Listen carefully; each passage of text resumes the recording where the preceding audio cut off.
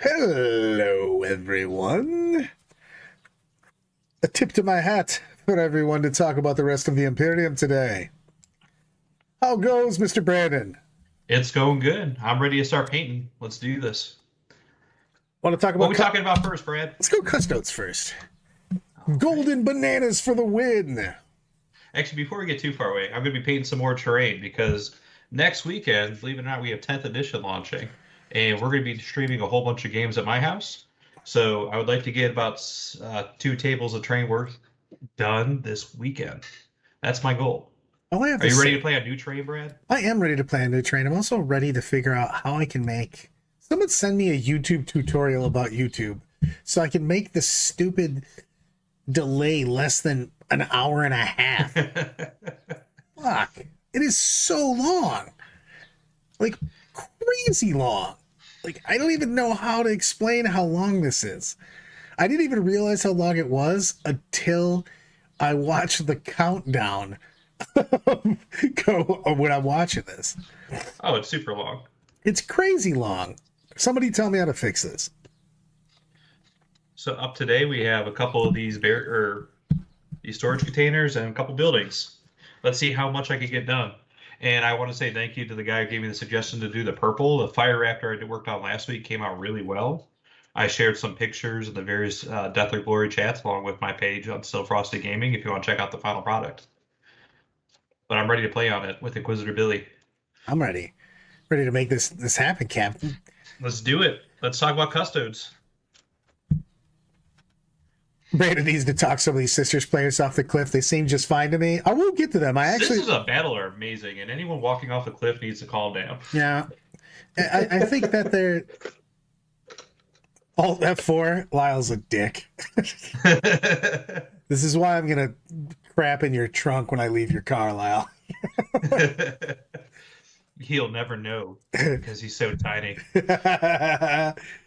Let's talk about some of these stratagems going. +1 to wound, legit against monsters and vehicles. I do like the fact that they have... I don't like the fact that it's below starting strength. A lot of these strats, I'm not a huge fan of, that say you have to be below starting strength because, like, why are you getting hit in the first place? You know what I mean? So I don't like that quite a bit. But the strat's awesome to add to juice up your guys with extra attacks. I just don't like that I have to be hit first. With my patented battle cry of not in the face, how am I supposed to be below starting strength? I'm never getting shot. That's crazy talk. There is this thing called indirect, Brad. You know, there's also fast-moving armies. Yeah, I weave too much. Weave! Also, who's shooting a unit and just doing a couple wounds? That's like, hey man, I'm going to kill one dire Avenger so you can shoot twice. Well, it's like the Desolator Marines. Like everyone's talking about Desolators, right? Yeah. Like if you're firing, 30 mortar shots into a unit of Custodes, you're probably only killing one guy. True. Well, Avenge of the Fallen has always been below strength. Yes, I've always hated the strat, to be honest with you. Exactly. Avenge the Fallen. Somebody has to fall to actually do the strat. Yes, it makes sense. Screw you guys.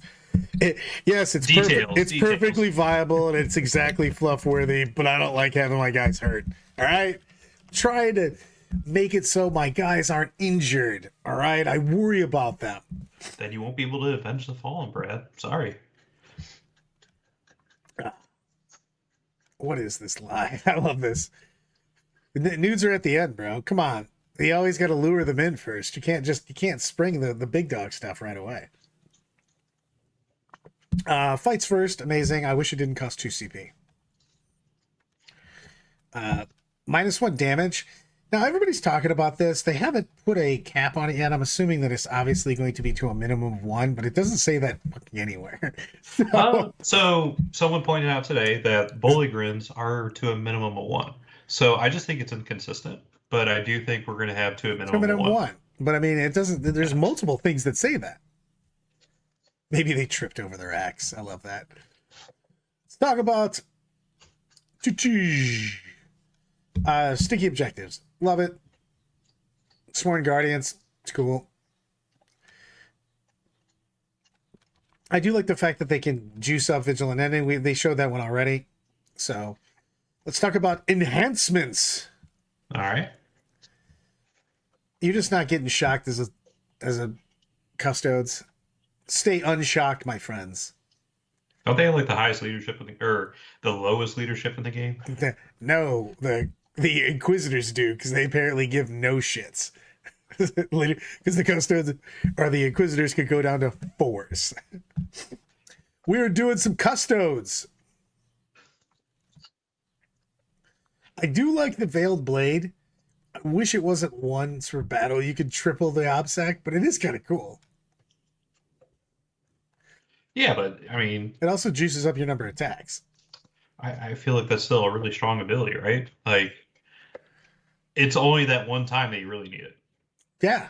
Well, it also just gives you 2 more attacks with whatever you're using, so that's legit too.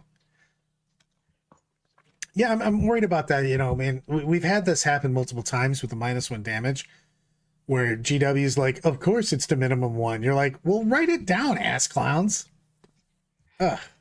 Yeah, I've had several people message me in private saying it's going to be to minimum 1. Yeah. Like, there's no surprise. Don't rush out and buy all these products because you think they're amazing because of that ability. Exactly. Let's talk about the Custodian Guard and the fact they could get some big old squads now.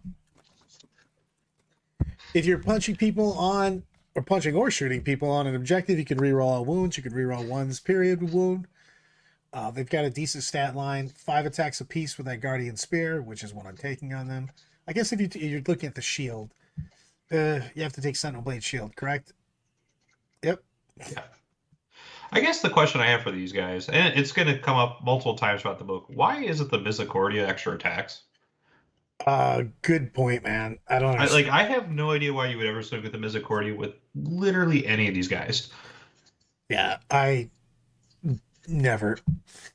I'm wondering whether I want a better weapon or I just want these guys to be defensive. Because that extra +1, these guys being objective controlled 3, you know, with a Vexilla, and having 4 wounds apiece if I give them the Presidium Shield.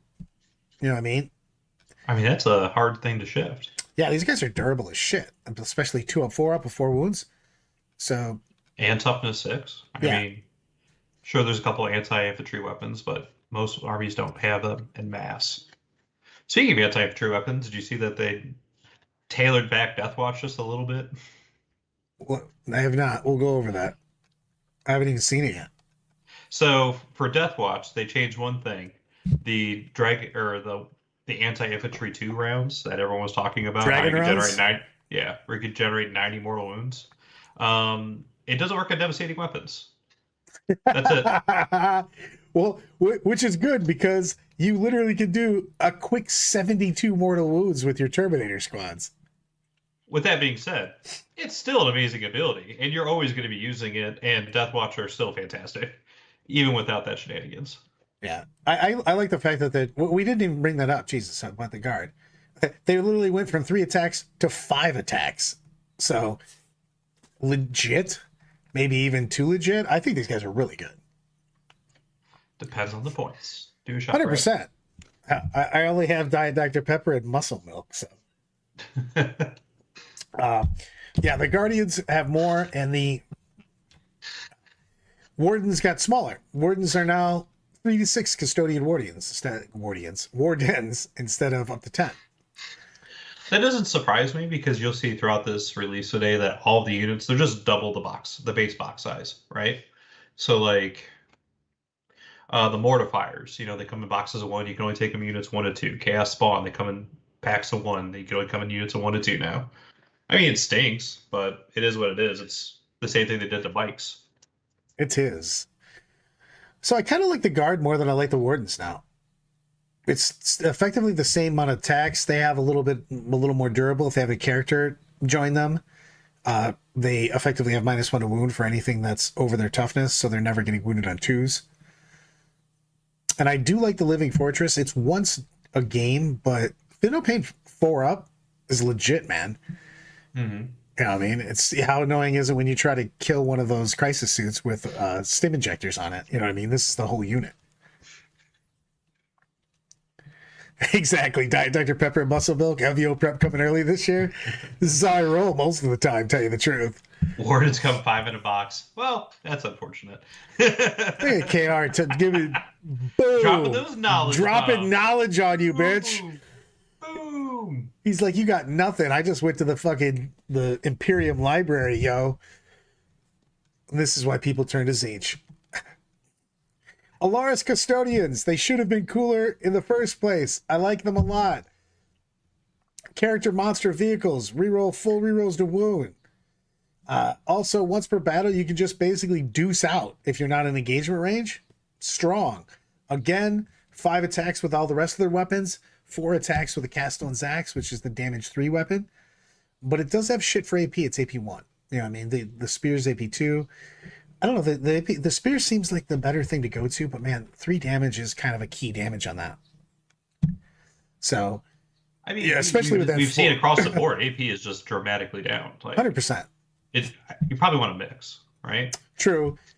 I can see. I like these Custodians. Also, I think Alaris Custodians look cool as shit. So at least I got a little bit of lean towards them on that.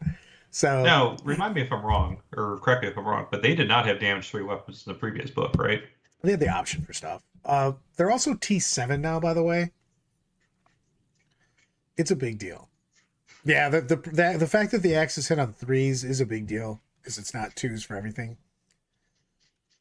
And they went from singles to 2 to 6. So you can no longer just take a one-man Alaris Custodian, which is kind of a big deal because you can't do random YOLO tactics with them.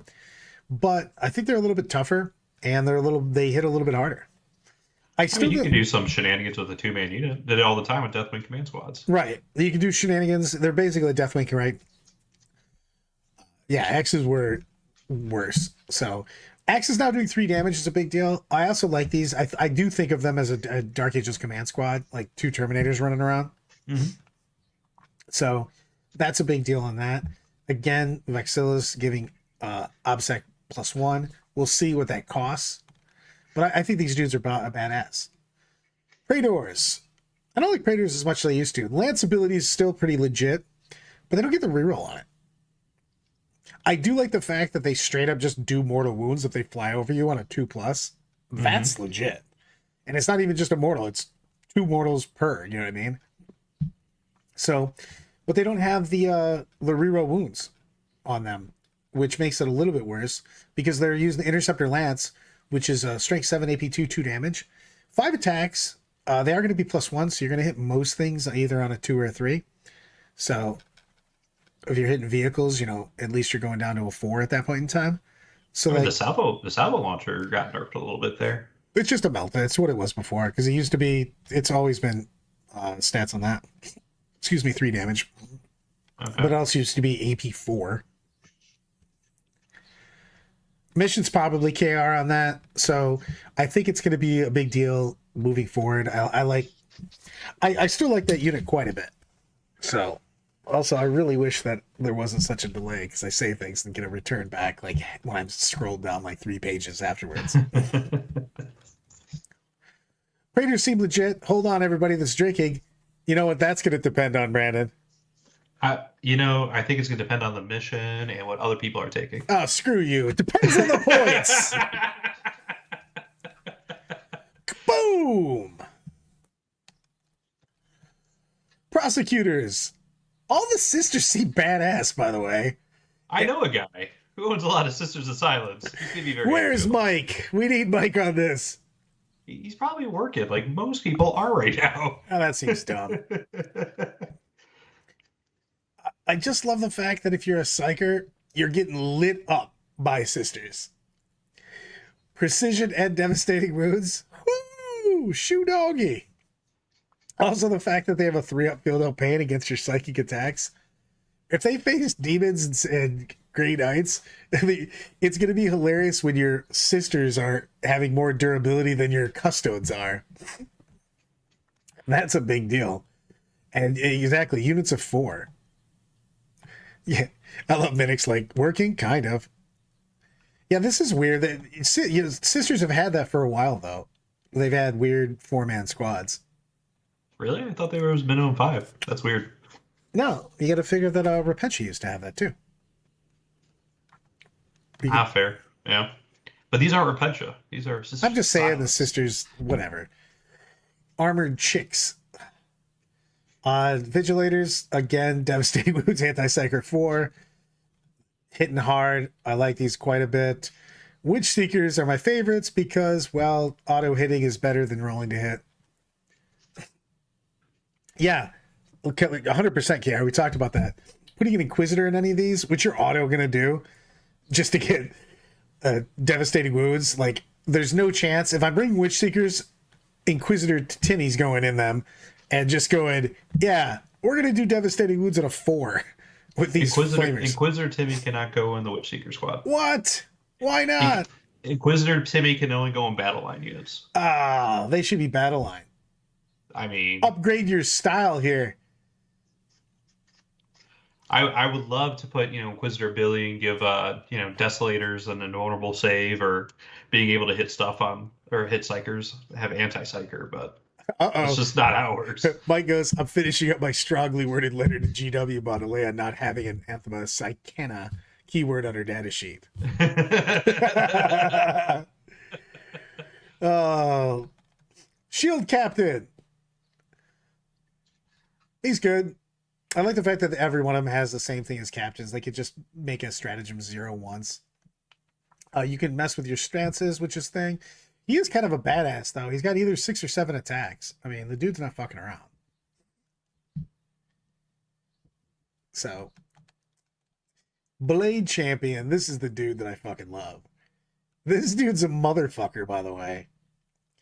Blade Champion, straight up rocket, 6 attacks, precision, 9 attacks with his sweep that have exploding 6s, or 5 attacks with his damage 3 weapon that has devastating wounds, and he could make people advance and charge.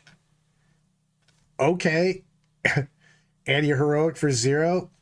I mean, this dude seems legit, man. Probably the best champion we've seen so far. Yes. Woo! I like this dude. This dude's a boss. Here's Aaliyah. Oh, is she missing something? I felt like maybe she's missing a keyword that I should have seen. Big deal on this. Pheno Pain 5, Scout 6. This is good. So this army's gonna be able to scout 4 units, right? You got your 3 squads of Witch Seekers plus her. Yeah, she's exactly. I'm just saying, she could do some shenanigans. Obviously, it's not even just being super aggressive with it. It's being able to move up to the best place to get your behind terrain. Get ready. Mm-hmm. It's legit. You know what I mean? Buffing units depending on starting strength and whatnot. But I think Aaliyah's really good. Like, just and again, hold on, get that whiskey ready. Depending on the points, I'm not going over rhinos.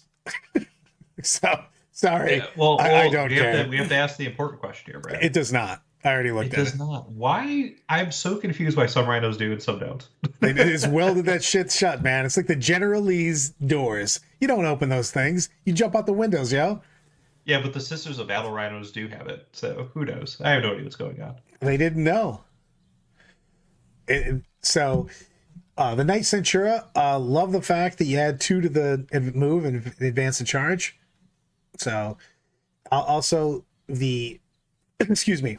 I like the corner of the query. It doesn't work on monsters or vehicles, but if you're in engagement range and a unit tries to fall back, all models in the unit must take a desperate escape test. When doing so, subtract 1 for all those tests. You can cut some bitches down. You know what I mean? Mm-hmm. I think this is good. So wait, I didn't realize there's another character who has scouts. You're getting these Sisters of Silence wherever you want. The whole army. Holy cow. Yes. See, now when Mike runs Sisters of Silence, I don't think that he has a problem that he should go see a therapist for. It's actually kind of good. They're like, hey, GW, hey, we got some data about this guy running Sisters of Silence only in a tournament. Let's help him out. I mean, Life. it's just, I mean, literally the army scouts. You know what I mean? That's just a big deal.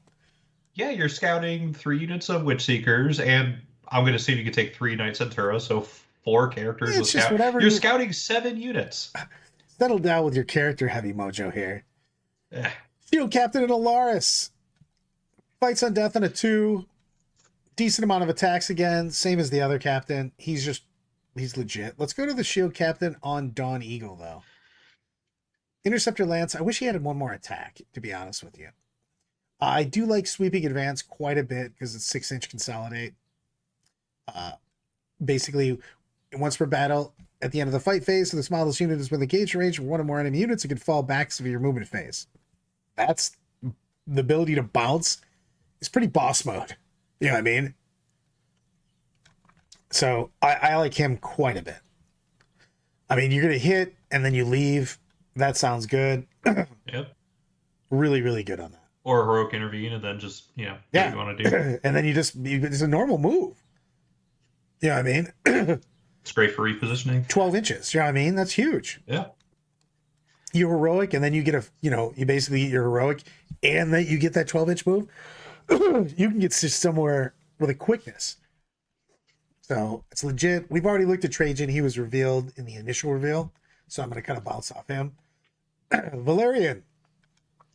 I like that he just gives -1 AP. It's not like the most, but he also has Final Pain. So, and he could just straight up just make a roll of 6. This one, get your whiskey ready. It'll really depend on the points of Valerian. Because if he's super cheap, you'll take him, but if not, you're just going to take somebody else. Oh, 100%. The free fight first is huge. That's just a big deal. Fight first is so much stronger than it used to be because we haven't seen any fights last or anything.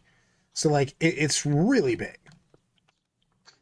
We've already seen the Venerable Contemptor Dreadnought getting up on a 2-up after it dies the first time is pretty sweet. Assault cannons are delicious because they have devastating wounds. Your favorite ability. I kind of want to run a Land Raiders, and I've said this before, just because I want to tell somebody that I'm firing my Godhammer las cannons. So that's a big deal to me on that. Just because I want to say that. I mean, it's always had Godhammer las cannons, but now it definitely has Godhammer las cannons. Exactly. Golden Laurels. It is indeed golden butt cheeks. Valeria didn't have Deep Strike? Did I just assume that they had Deep Strike? I did. And he does not. Oh. Holy shit. That's what happens when you get a new edition. You start thinking you're just assuming stuff. What do you think about Custodes so far, everyone? Everyone includes Brandon.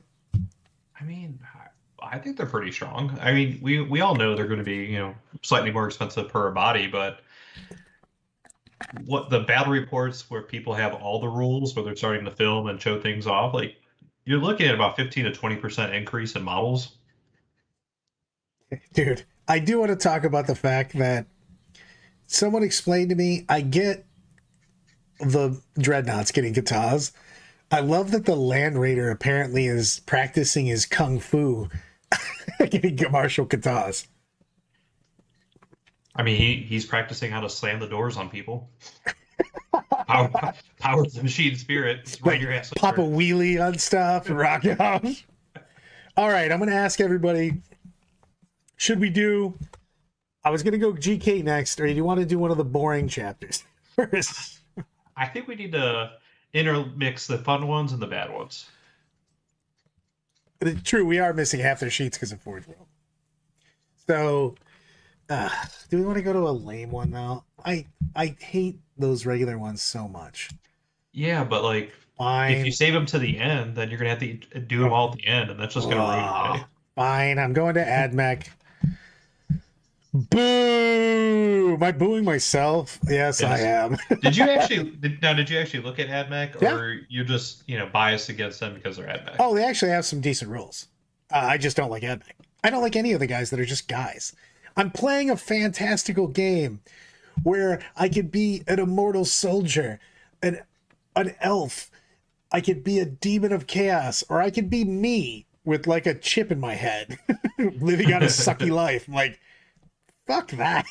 That's some. I mean, realistically, this is about 5 years in the future for most people. I love Karen goes, Admech, so I can go pick up my iPad. Yes. So Admech actually looked pretty legit. So let's talk about some of their stuff. Advance and charge. They've got +1 to, excluding vehicles, which I did think it sucked just a little bit. +1 to wound. Like half the time I want it on vehicles. So I was a little surprised at that. The ability to do mortals on it was kind of cool. Vengeful Fallout, pretty sweet actually. Shooting when someone shoots at you. That's anytime you can get efficiency of actions, which means that you get actions in your opponent's phase, out of phase. You know, anytime it's out of phase, you're getting the ability to activate more than once. That's a big deal. Vengeful Fallout being 1 CP is pretty sick. And then, of course, we already saw them reveal the Bulwark Imperative for well, legit. Dude, Matt, I'm going to talk about robots pretty soon here. Robot with a character attached. Whoo! Shoe doggy, that's a lot of attacks.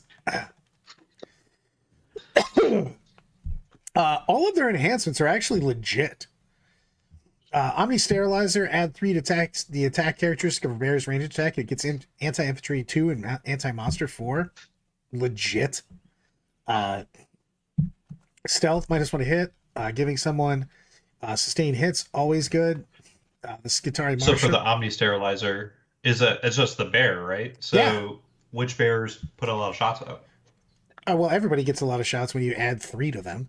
So we'll look at a couple of them right here. But all of those enhancements seem legit. They, of course, tried to piss me off and just started off with flyers. That really upset me. So I mean, it's your favorite unit in the game.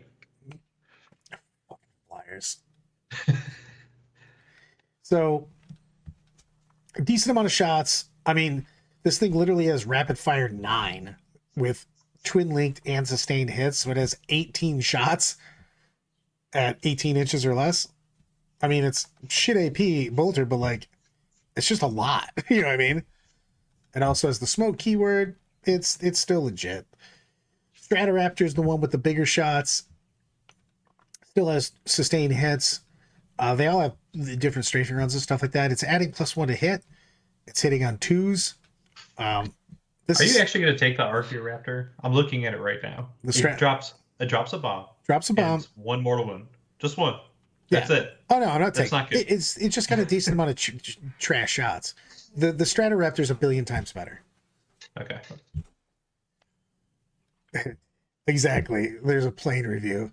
This is the legit plane, and we got a new plane because why not? Also, same thing. A billion trash shots. Wait, there's a new plane? Yeah, the Trans Vector.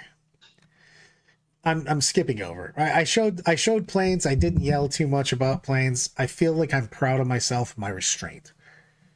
So, I feel like this is exactly the same as the bomber. it is exactly the same as the bomber. Yes, I don't know why it's there. So, okay. So, Belisarius Khal, a little bit worse than he used to be. Actually, he's significantly worse than he used to be. But not bad. You know, it's going to depend on the points. Dick. Never liked you. You love me. That's why we hang out. We've been hanging out like all the time since 2010. Yeah. You're not wrong. But I mean, I make bad decisions all the time, so. I'm not saying it's a good decision or bad decision. I'm just saying that's a decision you have made. You will sleep in the bed that you have made for yourself, sir. True story. It is a transport. Mike's got that. The priests with electrostatic gauntlets. This is a lot of attacks with sustained hits, double exploding 6s. -1 to hit. I didn't see. We'll have to look because I didn't really dig into this enough, but it didn't look like I could get enough mojo with combos on the priests anymore. Like they're not just spamming mortal wounds like they used to. So, you know what I am excited about? Danger, Will Robinson. Cybernetic Datasmith. Add 2 to the attack's characteristics of ranged weapons equipped by cast on the robot models of the unit. I mean, you could punch people with +1 but why? And I'm scrolling down because the next is the robots. Okay, so you can swap your flamer, your phosphorus blaster, or sorry, they come with the combustor and the fists. You can dump all of that and get a heavy phosphorus blaster and a phosphorus blaster. So you have heavy phosphorus blaster with 3 attacks, strength 6, AP 1, 1 damage, and then the phosphorus blaster, we should all these ignore cover, which is strength 6, 2 damage. But you add 2 to all of these. So like literally that's 10 attacks, 5 attacks for one, 5 attacks for the other.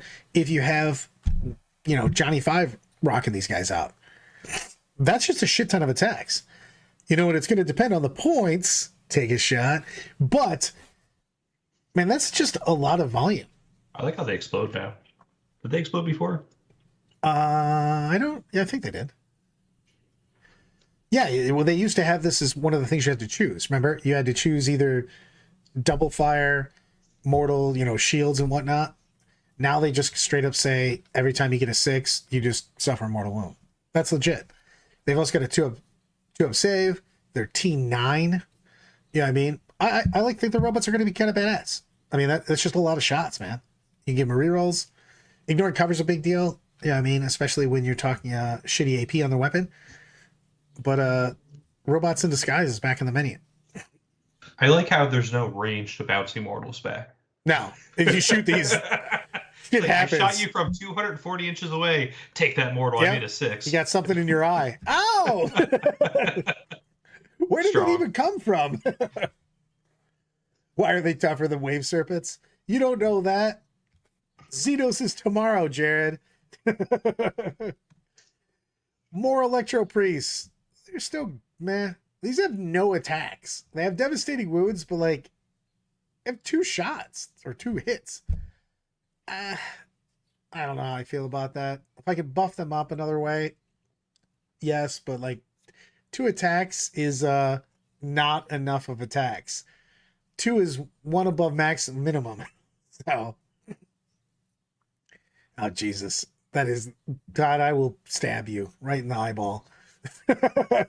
He goes, I need to get all Brad's coaching clients to swap to Admech. He's so happy talking about them. Make sure all those clients talk about one of the 3 flyers. Oh, just flyer army all day long. Ballistari, chicken walkers. Pew, pew, pew, pew. Legit. Cognis autocannons, damage 3. You know what I mean? Still pretty legit. I'm glad the damage went down on them. Those are so annoying.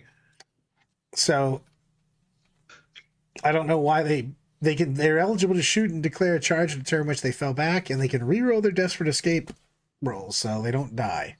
It's because they got those big legs, bro. That's what happens when you have big legs, Brad. I have that. I have really long legs. Everybody knows that. These guys are legit. I like the breachers quite a bit, depending on the points, of course. Rerolling the hits, big deal. You know what I mean? If you're next to a battle line unit, you just get full rerolls. I mean, that seems good. Also, they literally just have heavy arc rifles on all of them, which are 3 damage weapons, two shots. Full rerolls. They're anti-vehicle 4 with rapid fire 2. So you're literally shooting 4 times with a strength 8 AP 2 3 damage weapon at 18. Seems pretty solid. Yeah, I mean, what? This just seems good. I mean, tell me why breachers aren't just an auto on this. I mean, it depends on the mission, the point values, what the meta is. Fine. It'll depend on the points, everyone, to be fair. However, if these points are even remotely good, they're badass. Oh, yeah, they're super solid. I mean, they also have decent melee. You know what I mean? So, holy shit. Hunter, you're supposed to take a shot every time I say depends on the points, not kick a puppy. What's wrong with you? Go get help, man. I know a guy Hunter should hang out with. His name is Garrett. Garrett also doesn't like puppies. Who doesn't like puppies? The big destroyers. I actually think that the small destroyers are better. Take that. However, here's the thing. The big destroyers have heavy grav cannons, which, by the way, depending on what book you're looking at, has a different damage. So, but anti-vehicle 2 weapons seem legit, and these guys come with heavy grav and a phosphorus blaster. So that's a lot of shots that wreck vehicles. I mean, this thing's heavy, 4 shots, hitting on 4s, anti-vehicle 2 damage. And they can Overwatch on a 5+. Yep. I mean, these guys are legit, man. So, I mean, I can see myself bringing a destroyer army. I think Fennel's already got this, does he not? I think he has an all-destroyer army. I hope it's painted pink. That's all I'm saying. Well, why wouldn't it be? But these guys are, like, super legit. Like, I can see myself running I mean, myself. I'm never playing this. But if I would run an entire destroyer army. It has everything you need. The destroyers are good. Dune Crawler. This is the weirdest looking vehicle in the game. It just looks like they Mr. Potato Headed a vehicle. So I do like the fact that they have also, like some of the other vehicles. The Defiler had it yesterday. The model can move over terrain features that are over 4 inches or less than ideas that they were not there. That's a big deal. You know what I mean? You can get over a lot of random shit. And they also come with 47 guns. They actually just have an eradication beamer and Dune Crawler legs. However, they can swap that out to literally anything in here. So it looks like they have 1 million guns. They have 2. So, and you can swap them. So it's decent. Actually, just thinking out loud, Brad, isn't most GW terrain that they use at their events like 3 inches tall? Yes. So it's not slowed by terrain at all. No. So, Taraxi Skystalkers. I like these dudes. You know why? Because you can shenanigans. You can hit fire and fade, baby. You can basically shoot somebody and zip around. In your shooting phase after you has shot, if it's not within engagement ranks, you can do one of the following. Normal move up to 6, make a normal move up to 12, provided every model in the unit that ends wholly within 6 or 1 or more friendly Admech battle line units. Dude, making a full 12-inch move so you can bop next to somebody. These guys are good, man. So what's battle line so far? Or we haven't gotten that far yet. A decent amount of their shit was battle line. It's going to be basically all of the infantry idiots. So, and then we have 2 different, I don't know why, we have the Flamers Taraxi, and then we've got the not Flamer Taraxis. So you can make people slower, but you have to get right up on top. I don't like their thing at all. Service Raiders can also bounce. Legit. The fact that like a lot of these units can just bounce is huge. Hey, Brad, yes. The ones that are bouncing back and forth don't have flamers. Yes, I know. I'm saying the flamer ones are the ones that slow you down. So I was just like meh on them. Service Raiders still have Scout 9. They can make a bounce move to get near a battle line unit. But they also have devastating wounds in their carbines, 3 shots apiece. Tasty. Yeah, I love it. Like, glad destroyers are good since every Admech box comes to a minimum of 10. Yeah, destroyers are looking legit. The destroyers look legit right now, by the way. I can literally see them taking an entire destroyer army. Mortal wounds on the Sulfur Hounds is pretty legit. They come with I think they come with the Arc Mauls, correct? Yes. Blast Pistol Sulfur, Arc Mauls, yeah. Arc Mauls, well, they get Arc Mauls on the limbs, so they get 6 attacks, because the Arc Maul is extra attacks. Devastating Wounds, Anti-Vehicle 4. I mean, these guys have a lot of ability to just trash vehicles, which is pretty tasty. So, I think these guys are good. They got a Flamer on them also. 12-inch move. A little disappointed they don't have a Scout, but Servitors are servitors. I refuse to spend time on a guy that's been in 14 different things. Sicarian Infiltrators. They're good. You know, if they're near something, they can basically make you -2 to your battle shock test. Legit. Decent amount of... Oh, no, these aren't extra attacks. They have shit for attacks. That makes me sad, but Still a good unit. Infiltrating units are always good. Rust Stalkers. Whew. Rust Stalkers are sick. The fact that you can just buff them up, they've got a strat to buff them up, and then you can advance and charge. These guys are legit, man. Like, that's a lot of things. They have devastating wounds, precision, anti-infantry 3.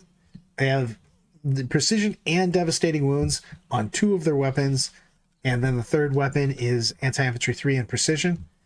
I mean, these guys are good, man. But I like it.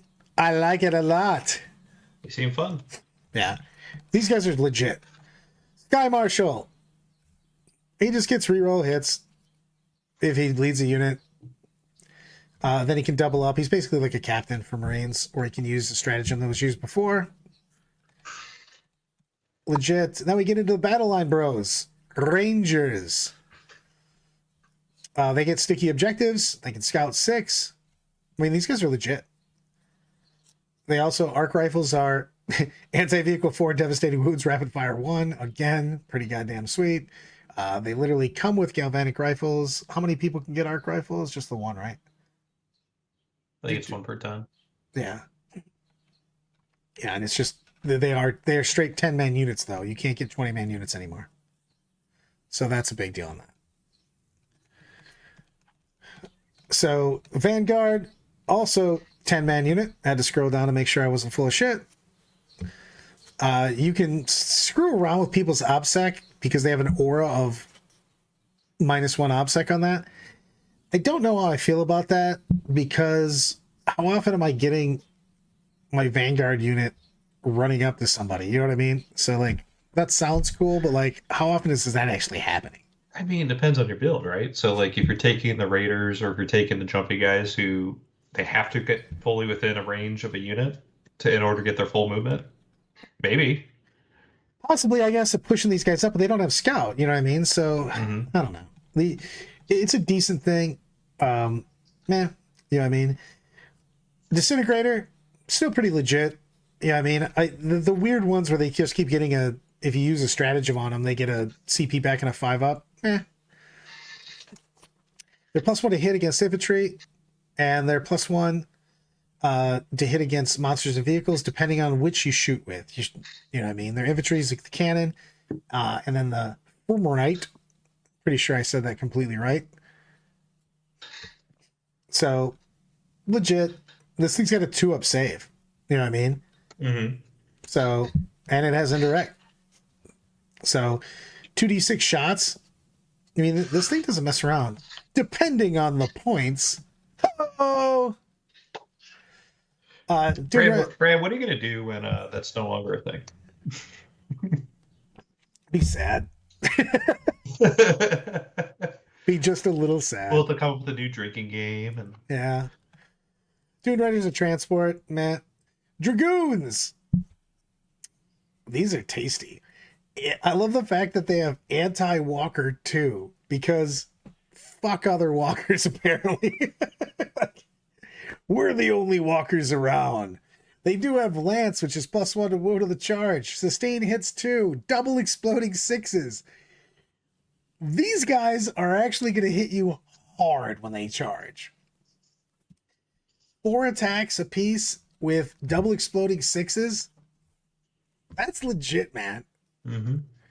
Exactly. Matt's already got it. He already knows what to say. I love it. This thing would be great if it wasn't so overcosted. Yes! New catchphrase. Woo! Yeah. I think these Dragoons are nasty. 10-inch move, they're going to wreck you. And they have stealth for some reason, you know. They have stealth. A giant guy in 2 legs that can be seen by anywhere on the table has stealth. Ninja. I still love the fact that they're anti-walker.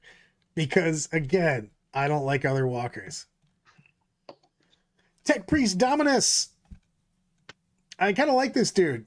While this model's leading unit, you get Final Pain 5. If it has the Electro Piece keyword, they're Final Pain 4, which they already had Final Pain 5, so they just get +1 to their Final Pain. Mm-hmm. I do like the fact that he just straight up just does mortals to vehicles if he touches them. So, meh. Tech Priest Engine Seer. Has lone operator, but he can join units. So I kind of like the flexibility of that dude. So I mean, he's a tech priest. You know what I mean? He just fixes vehicles. Yeah, well, Brad, look at his Hold up. blessing. I'm on it. What am I doing? Look at his blessing. He could give vehicles a 4-pin mold save. Oh Jesus! I thought I didn't even read that far. I literally read the first 2 sentences and just went on with that. That's kind of actually badass. So the tech priest engines here for Admech and Imperial Guard, they just give vehicles 4-pin molds. Now that's pretty good. So I like this dude. He hasn't been ever expensive so far, so hopefully he's cheap. So Max, this is not Brad's hobby area. Brad has never hobbied in his entire life, except for 2 times. That is for sure me hobbying right now. That is the what's happening in my hands. Like it goes right there. See, put some hobby stuff on, so it looks like I'm hobbying. There you go. Yeah, that's me. Stuff. I'm wearing gloves because I'm hobbying. That's what you do when you hobby. You put gloves on, and I'm always wearing gloves because of my hobby stuff. Yeah. Giving people 4-up, lethal hits. He's all right. Techno archaeologist. +1 OC. I might just stick him in a backfield unit. You know what I mean? Because he also has a 12-inch box out. So if this guy's cheap, he's definitely going in a unit. Is this model even in production right now? Archaeologist? I don't know. They all look the same to me. These guys are all like effectively tech priests. they all look like tech priests. I mean, you aren't wrong. They all really look very similar. The color of the bottle was... what was the color of the bottle, Brandon? But Brad, you should know this. You're the hobbyist. I put it somewhere else. That's what I'm saying. Here, let me help you out, Brad. Oh, I know that one. There. That's red. I'm on it. I'm a hobby master. All right, let's go back to good. I actually think that the Admech, while I'm not an Admech fan, I thought that their codex looked, well, whatever, their index looked really, really strong. Especially those destroyers. Hey, pretty girl, do you want a taco? Of course. 4 of them? Yeah. Okay. I just got offered tacos and called a pretty girl. My day is made. So, let's talk about that. I mean, those are good. Do we agree that Admech was good? So, I think it's good. I think the 2 things that I'm slightly concerned about is army-wide ballistic skill, weapon skill went down by 1. So everybody's sitting on 4s now. With that being said, do you think they have enough shots to overcome that? I think if you bring in a destroyer army, they had a shit ton of shots. Robots had a ton. They're hitting on 4s though now. You had reroll. You had a decent amount of rerolls in there, but just on those specific units. Exactly. Then he goes, "I'm a hobby master." Brad Chester quoted in 2023. I think they were legit. I actually think that destroyers and the robots look fucking badass. So I mean, I think it looks like a fun army. It's definitely more interesting than you gave it credit for at the beginning of the stream. Yes, I just have a hatred for Admech. I didn't say they weren't good. I think they're really good. Actually, the destroyers, the robots, and the rush stalkers were super badass. Mm-hmm. So I actually think they might be A tier. That's a lot of damage, a lot of shots. They had a lot of anti-infantry, anti-vehicle. I mean, I just think that vehicle is I think that army is gonna put out a strong amount of damage and has a decent amount of range to do it. So true, their army rules only work with about 2/3 of their units. I'll give you that. But their base stat lines look pretty decent. How about that? So how do you feel about Rad Cohort? Like just the detachment rule? It's trash fire. I don't care. I mean, it's still random rules. Like it forces... It's fine. I thought about that. It bugs me that I have to do it all the time. It's something that just adds time to my turn, which I don't really want. So it's a lot of time for limited damage. So I don't know how I feel about that. So but the thing is that being able to advance and charge, being able to do extra hits and everything, like they have their detachment rule. Besides the rad, you know what I mean, which doctrina you're in, those are pretty good. I think the Admech's really good. I think the Admech's significantly better than I thought they were going to be. Well, that's good. So I like that a lot. Let's go to Grey Knights. Let's do stuff. Let's do stuff. Radiant Strike. Devastating Wounds. Yay. I like the Haloed Soulfire. You basically, rather use the Deep Strike or Teleport Assault. You can just bail again. Can't be targeted by ranged attacks unless they're within 12. That's just so strong, man. That is nuts fire. Basically, the base thing is that you can move 3 units at the end of your opponent's move phase. You zoom up 12 or 18 inches. You shoot something. You pop Haloed and Soulfire so that the first unit can't be targeted unless they're within 12. And at the end of their movement phase, you bounce. Big deal. So it's very legit on that. The Excuse you, Brad. Yeah, exactly. Jesus. The entire chat's like, wow. Teleporting in within 3 inches of people, huge. Can't charge, who cares? Just shoot the shit out of them. That's a big deal. I think we've seen the other 2 on this one, which is, plus AP. I'm sorry, worse than AP. You're -1 to AP on that. I don't know if I'm going to spend that often. You do have 2F save, which is nice. You can just pick a unit up and put them in strategic reserve. Super sick. The enhancements, pretty badass. I like the +1 to charge rolls. Cool. I'm not going to take the Demonica unless I think I'm just playing demons all the time. And then the sigil's just the sigil, still boss mode. You bounce and do shit. Also, yes, no cap on the devastating wound strat, 100%. Whoo, exactly. GK can just teleport within 3 inches. That's just gigantic, guys. I mean, it's just such a big deal. It's so hard to screen out when you can go within 3, and you're dropping real units down. I mean, this was such a crazy strat when you were doing it with random flamer GSC guys. Now you're bringing GK dudes with real weapons 3 inches away. Yeah, it is. True Silver is just the armor concept strat, 100%. So, I mean, with models of 2+ saves, it just makes them even more annoying. 100%. I wish Drago had more rules, to be honest with you. I mean, he's a badass, but he doesn't have that long list of crazy shit that Drago used to have. I like reading a story of people's shit.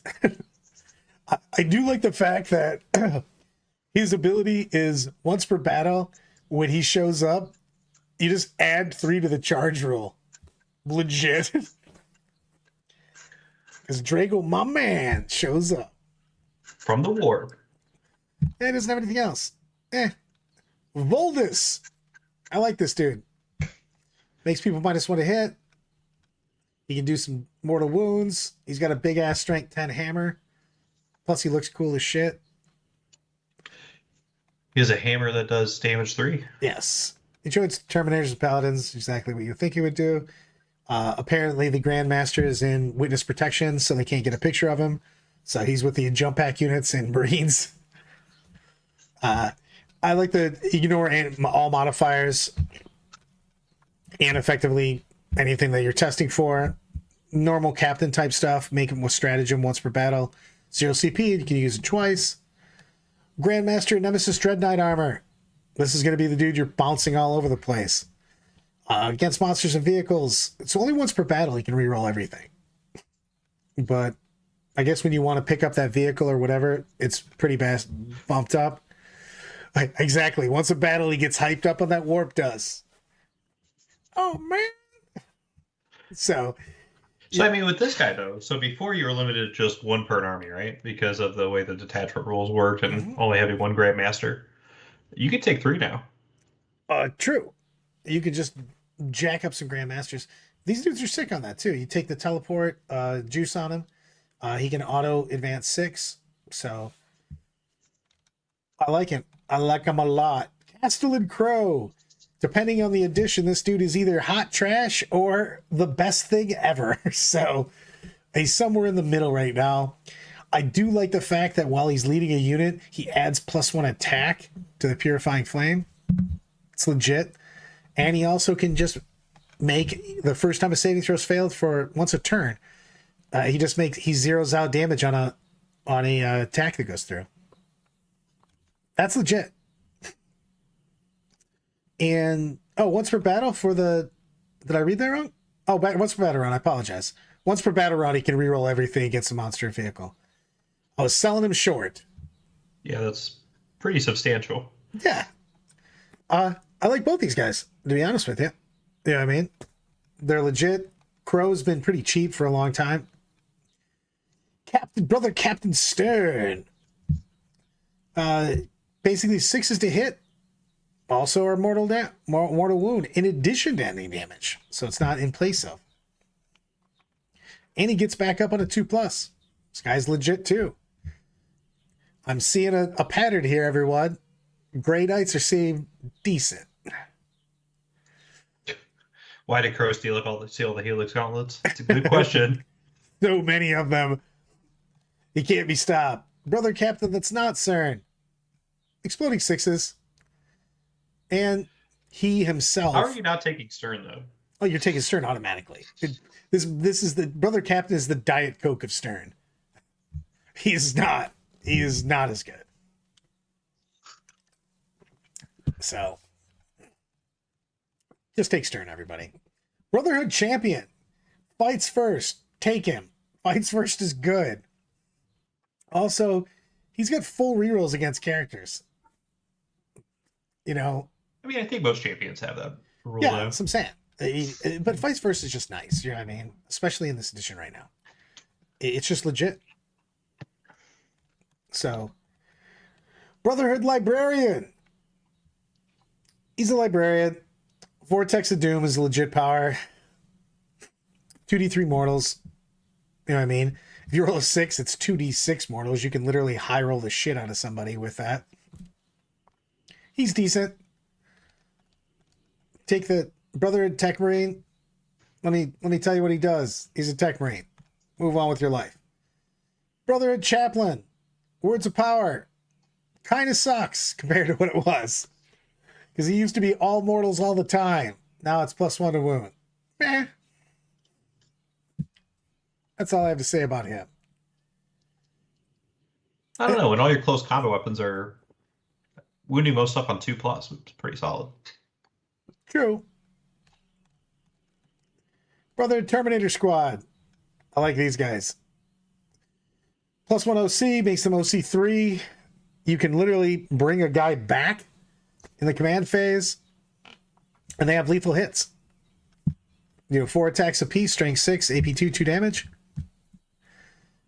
I mean, you can't go wrong with these guys. You know what? It's going to depend on, Brandon. Ooh, the prevalence of Thunderfire cannons. 100%.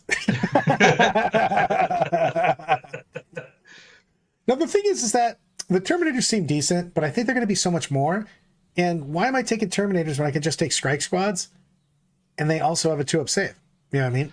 You're taking Terminators because, 1, they have an invulnerable save, and 2, all your characters can only join Terminators. True. You got a point on that one. And the thing is the strikes get Deep Strike and Scout and sticky objectives. So, like, I'm taking some of these Scouts or Strikes. Decent weapon. You know what I mean? And sticky objectives, Scout and Deep Strike. It's legit, man. And so just to point out, that is true. Terminators are battle line. Battle line. Oh yeah, I didn't even realize that. That is a big deal. And before, like, it was just like one apothecary in your army, right? Like every single one of these Terminator squads, you have 6 Terminator squads plus the Paladins, which I'm assuming also have an apothecary. That seems good. Yeah, the fact that they just have those dudes is jammed in. Well, let's talk about these Paladins. The fact that they got. Hold on, we got this. Oh, you did Strike Squad. Okay. Yeah, I did Strike Squad. Thank you, sir. They have Scout moves though. Yes, I was saying they have Scout, Deep Strike. They're just good. I like the fact that these guys are straight up just they have mini transhuman effectively. If you have a giant weapon, they're still not being wounded on a 2. They are going to be OC2. They've got.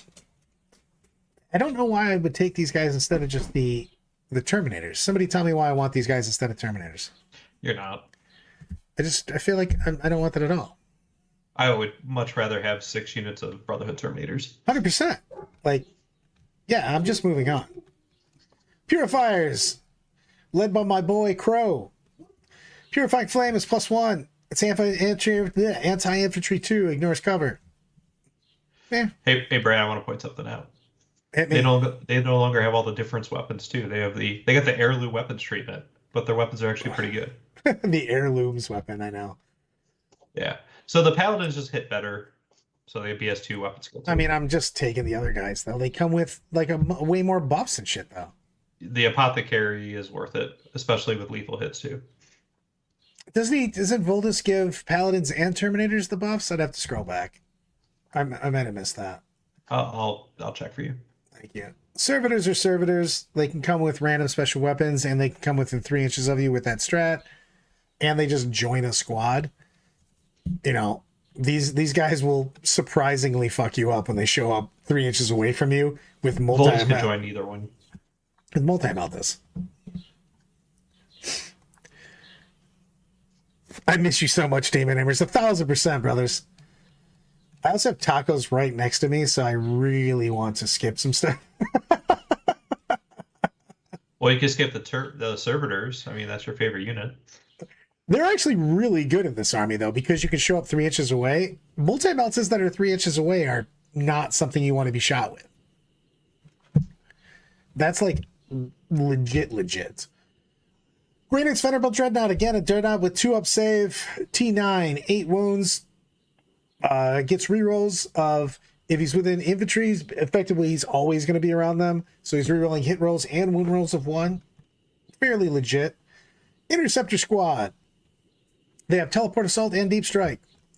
Brad, you completely read that wrong. He is giving the reroll 1s to hit and wound to aura. Oh. That is way better. Way better than what you just Okay, said. so like I just learned to read yesterday, so I apologize to everyone. I've been working on my reading skills. They're not quite up to snuff, but I'm trying my best, Ringo. I'm trying my best. You are totally taking this Dreadnought in this list.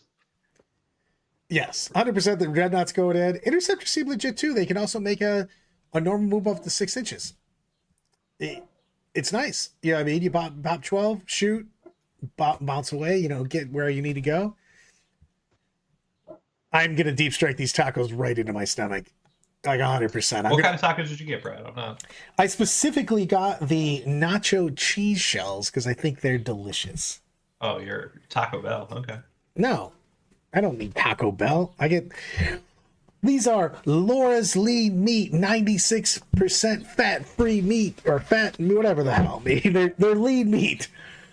Lean meat, tons of veggies. I'm going to be tall when I eat these. Okay. Don't make a mess. Let's talk about these purgation squads that have indirect fire. Seems good. Like literally someone else has to see them. A Grey Knight Psyker unit, which is all of Everybody. them. Yeah. So as long as somebody can see you, you can fire direct. Seems legit. You're about... Yeah. You keep it next to that Dreadnought who's going to be shooting with his last cannons and his launchers, right? And then you're just shooting from behind walls, which seems good. Rerolling 1s to hit and wound. Yeah. These guys seem good. Seem good, my friends. Also, why can we not see you or any models being painted? That's really sad. I'm waiting stuff to dry while you eat your tacos. Well, I can't eat my tacos because there's nothing to be seen. I am going to take my picture away for a minute and talk with food in my mouth like a madman in a second here. Nemesis. This sounds absolutely delightful, by the way. Yeah. It's going to be fantastic. Hey, the Rhino isn't a psyker. True. But does the Rhino have firing points? That's the real question. Absolutely not. Who needs firing points? Weld those bitches shut. Nemesis Dreadnought looks legit. Can bounce away, shoot and charge. Grey Knight's Land Raider. Actually, what is color? Assault ramps are good. Who knows? Land Raiders are coming out of the closet, baby. Land Raider Crusader, we've already talked about this. It has absolutely nothing new. Land Raider Redeemer, also in Witness Protection. Rhino, No fire. It is a fire rack too. Yes, way to go, Grey Knights. Way to put a firing rack deck on this. Good job, everyone. Grey Knights Razorback. I have so many of these when I did Razorback spam. Depending on the points, these guys are going to be really good. And when you get out of them, you can reroll all the wounds to all the wound rolls. Razorbacks are legit. I'm excited for Razorbacks to make a comeback. I think they'll be pretty solid. I agree. Interceptor, you know what? I'm moving on. These are more flyers. They do have strafing runs, so they're +1. They're hitting on twos. They do have twin assault cannons, which is nice. Devastating wounds, twin links, so they're effectively hitting on twos and then rerolling all the wounds. So looking for all those sixes. I really want my Storm Ravens to be good, you know, because I have 6 of them because of stupid ETC. This is so many shots. Please. Do you actually still have all the Storm Ravens? I have all of them. I think I gave a couple away. They've literally been just sitting in the basement. So, I don't know. Hopefully these are good. I hate flyers except for this flyer just because I have so many of them. I want this one to be good. You want to hate them, though. I hate myself if I bring them, but as long as they're good.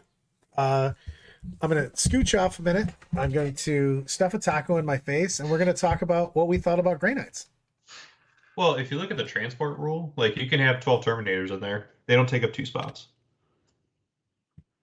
which seems pretty solid. But what did you think about the Codex period? Very durable, very fast, deceptively fast. They have a lot of tricks. Kind of like me being deceptively tall. I mean, that sounds about right. I think you're going to see them a lot. I think they're probably one of the top tier armies right now. They just have so many tricks and deployment shenanigans. Rate them with what we've seen so far. I mean, they're probably S tier. I think they're better than Black Templar. Why on that? I think Black Templars are really strong. Because these guys just annihilate Black Templar so fast. What happens if they put Inquisitors in every squad? An anti-psyker. I don't think they can. Are Black Templar prohibited from having psychers still? Yes. So then they wouldn't be able to take the Inquisitor. Because the Inquisitor is a psyker. If you're going to use logic on me, I don't really like that. No, I definitely think they're very strong. Yeah, Black Templar can't charge you when they teleport everybody. Yeah. You know what? Like, there's multiple different builds. Like, you could do just Purgation Squads, Purifiers. You could just do Power Armor guys. You could do all Terminators. You could do a nice balance list. You could do nothing but Nemesis Dread Knights. Like, there's a lot of flexibility, a lot of different builds. Like, every single unit looked good. I think that the fact that you can bounce around and be super interactive, the strat for 2CP to not be targeted unless you're within 12 is just so good. You're going to use it every turn, to be honest with you. That's just crazy. Yeah, you're bouncing people around. You've got multiple people that can also fire and fade. So you've got 3 guys that are leaving during your opponent's shooting phase, or at the end of their turn. And you've also got multiple guys that can shoot and bounce. You know what I mean? So you're literally really limiting the interactions your opponent has to play the game against you, and that's huge. And with as lethal as the game is going to be, like the ability to reduce damage with armor across the board, 100%. with the 2+ armor save. That's kind of where I'm getting at on that. Is the best way to not be killed is to just not be there. You know what I mean? So you're bouncing out. You're limiting the interaction that your opponent has to deal with you, and that's super strong. Also, I accidentally picked up hot stuff on the spices for the meat for these tacos, and I just ate one, and it burnt my face because I am super sissy about my hot stuff. I'm disappointed in you. I put it on there, though. I am like a glutton. I am BDSMing my taste buds because I love it and I hate it at the same time. So, let's talk about sisters. Nuns with guns. So I'm actually excited about Sisters. We want to talk about one of the boring ones first, like Imperial Agents. No, I was All going right. to talk about strats. You know what? I'm skipping the strats because they got a couple cool strats, but I don't even care. I do want to talk about their enhancements. All right, give me a second. The Mantle of Ophelia. Just change the bearers the damage of all damage to 1. So she's like literally standing in front of people, just Jedi Knighting, fire at her. It's like, hey, I got hit with a volcano cannon. It'd be a shame if that was 1 damage. Yeah, but Brad, you can't allocate damage to characters unless it has a precision keyword. So it's going to be the last thing taking damage. If anything, it just makes her immune to snipers, or not immune, but resistant to snipers. Blade of Saint Eleanor. Yeah, that's the most boring name ever, but still pretty good. Gives you extra mojo. Like that quite a bit. Litany's a faith god improvement. Yeah, Lindy's a faith. Legit too. You can reroll up to 3 miracle dice in this way. Sick. Morven Vol, we already saw her released in the reveal, so I'm passing her up. We did not see her release, Brad. Did we only not? saw her spear. Oh, So they nerfed her a little bit because she's not a lone operative. She joins Paragon Warsuits, but she gives those Paragon Warsuits and herself full rerolls a hit and wound. yeah. I mean, that's Like, legit. They're going to be putting in work. And one of the stratagems is to revive her. You discard 1 to 3 miracle dice. That's how many wounds she gets back. Yeah. Ooh, I want So to you go can bring back her on back this from the dead? because it goes, Mantle of Ophelia, shame devastating wounds do mortals. However, it does devastating wounds based on the damage of the weapon, and she reduces the damage to 1, so she takes 1 mortal instead of a billion. Yeah, but we'll talk about her in a minute after we bounce over Morven Val. Decent attacks. I mean, she's got 5 strength 8 AP2, 3 damage hand to hand with devastating wounds. Missile launcher. She's legit. She has full rerolls to her unit. I don't like the fact that she has to join a Paragon Warsuit and she's not lone operator. So I don't know how I feel about that. I kind of wanted her to be a lone Why operator. can't I But I reduce? get it. I still think she's good though. I would take her. She just needs to go down in points a bit.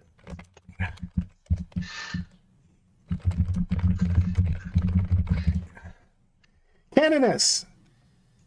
As long as this works the way I want it to. I feel that my logic was solid and can't be argued with. I want it to be that way. No. Yes. You can't stop my logic of yes. So, I don't even know what the fuck I was talking about now. Candidates. The fact that she can once per game put up a 2-up invo is pretty legit. I like her just for her ability to just slap on that enhancement and then just kind of get into a squad and just grab somebody. I mean, you're putting her with the unit Sacrosanct, right? Because she gives full rerolls to hit. Yep. And And Sacrosancts hit like a ton of bricks. they're also like legit. They're fairly durable on them. You know what I mean? So if you use a strat on them, which you probably will because they're Sacrosancts, you gain a CP on a 4-up. So not bad. She can join Battle Sisters, who can just literally jump into a fiery pit of hell. Or she can join Sacrosancts, which are lovely women of power. You're joining the Sacrosancts. Yes. She's not joining the other unit. If she could join Dominions, I would say that'd be pretty cool. If she could join Retributors, yeah, but she can't join either of those. Yeah. Why? Why would you be able to? Palatine, I don't like her as much, but she does have Scout 6. So I dig that. So I mean, I think you could give her. I mean, I think with Sisters, you're going to have 3 squads of Sacrosancts. I think that's how you're building the army. Right? Like, you could make them scout, you can make them... yeah. They just have a lot of flexibility. You can put a whole lot of characters with them and have them do a whole lot of shenanigans. So I kind of want to include Junith. I don't think she's super impressive about anything. She's -1 to hit when she joins a unit, but she just straight up gains a CP every turn. Mm-hmm. You know what I mean? So I think just by that point, you might just put her in the army. So depending on the points, she could be good. Uh-oh. Did you say depending on the points? Shot. Yes, if she goes into a unit, they do get the scout. So that's a big deal. I do not have shot. Dominion squads have scout. You're not putting the Palatine in with them. Yeah. You got to spread that wealth around. Missionary, functionally pointless. Yep. Saint Celestine. She's still kind of a beast. Gets back up on a 2-up. She's got a 4-up, feel no pain. While there's Gemini with her. And if you jack a Gemini, she brings them back, just like she does now. Yep. So, but more importantly, she could join a unit of Seraphim or Zephyrim. I was saying, she joins Seraphim or Zephyrim. I mean, she seems legit. I actually like Sisters so far. Like, they got some shenanigans with their characters. If their characters are cheap, this army's going to be nuts because they give really good buffs. They're cheap now. I can't see them going up in points with the new edition. True. I'm just saying it's legit on that. Yeah. We've already seen Triumph. She's good. Is she an auto take because you can only put her in a squad of 10 sisters? I feel like she's very vulnerable. Yeah, I wish she was lone operative, to be honest with you. I will get back on that one. Stern and Kaiganol. Still pretty legit. They're not as legit as they were before. Still has a not psychic weapon that just randomly does 3 mortals. If you fail a test, leadership test, if you're chaos, you have to subtract 2 from the result. Decent amount of attacks. They all have precision. So if you're playing chaos, it'll feel really good since it has anti-chaos 2. So to answer your question, Jared, I don't believe so because they're all characters. So at the end, when they start taking damage, then they get the 4+ feel no pain allocated to them. See, I don't know if you're only doing precision on this. Battle Sisters suck. I mean, you get miracle dice. I mean, you're going to take a unit of these and sit them on your objective. You might take 2, to be honest with you. One on your because they're probably going to be like 80 to 100 points. Yeah, if you put 1 on your home base, 1 on your neutral zone objective, but the fact that you have to take 10 of them, you know what I mean, instead of 5-man which squad. is a bummer. I mean, it's to stop you from spamming miracle dice. Let's be real. I know, but I just don't want 10 sisters. They kind of suck. You know what I mean? So, Novitiate Squad, I actually dig these, you know what I mean? Because you could get full rerolls to hit if you're making attacks. Excuse me. It's legit on that. They've got it. You can reroll advance and charge, and they, of course, get a miracle dice. But if you can get a decent amount, now these only come in 10s. Can you get them 10 but 20 before? No, just 10s. Was it 10s? Yeah. Let's talk about Thurga and Dolan. They have dumb fluff. But while they're leading a unit, melee weapons equipped by models in that unit have the Devastating Wounds ability, and she can join literally everybody. Retributors, Dominions, Sacrosants, and Battle Sisters, which means that you're going to join them to Sacrosants, because it's only melee weapons that get the Devastating Wounds. Yep. So, legit, I mean, actually super legit, just giving everybody Devastating Wounds on the Sacrosants seems legit. Magifier. Meh. I mean, more Miracle Dice. Dialogus. Well, more importantly, Brad, so Sacrosants have a 3-up armor save now. You have to take the Magifier to give them a 2-up armor save. True. I'll give you that one. You can basically take the Dialogus and you can just take one of your Miracle Dice and it's changed to a 6. She's super cheap, maybe. I feel like this is going to be the most characters in the universe. Oh, yeah. 100%. Because they're cheap. You need them to do stuff. I mean, right now, they give up Assassinate like no tomorrow. I love that because with all these shots, my boss might fire me. 100%, yeah, to the Sacrosants to give the 2-up. 100, yeah. +1 to wound, legit. Once per battle, though. See, I was looking at the combos on this because if you add the Devastating Wounds girl, once per battle in the fight phase, this model can use ability, blah blah blah blah blah blah. It's only by the model. I thought it was everybody in the unit. Okay, the preacher's dead to me. Sacrosants. Each time they basically are -1 to wound with one of the characters that are 1000% going to be inside your unit. I know this isn't Brad painting. You don't know that. I'm an expert painter. Expert. Excellent driver. What Wapner. color am I painting, Brad? Black. No. I mean, I'm painting brown, a dark brown. whatever. Whatever. So, Sacristants, I think, are legit. You know what I mean? 4-up invuln, you're going to have a 2-up save on them, 2-up, 4-up. You've got a decent amount of buffs. You can get devastating wounds on them. You can do a lot of things with this. I'm just hoping they're cheap, man. That's the big thing. 100% on that. But they're also a really cool looking unit. Oh, yeah. Hospitaller, 5 of Finno Pain.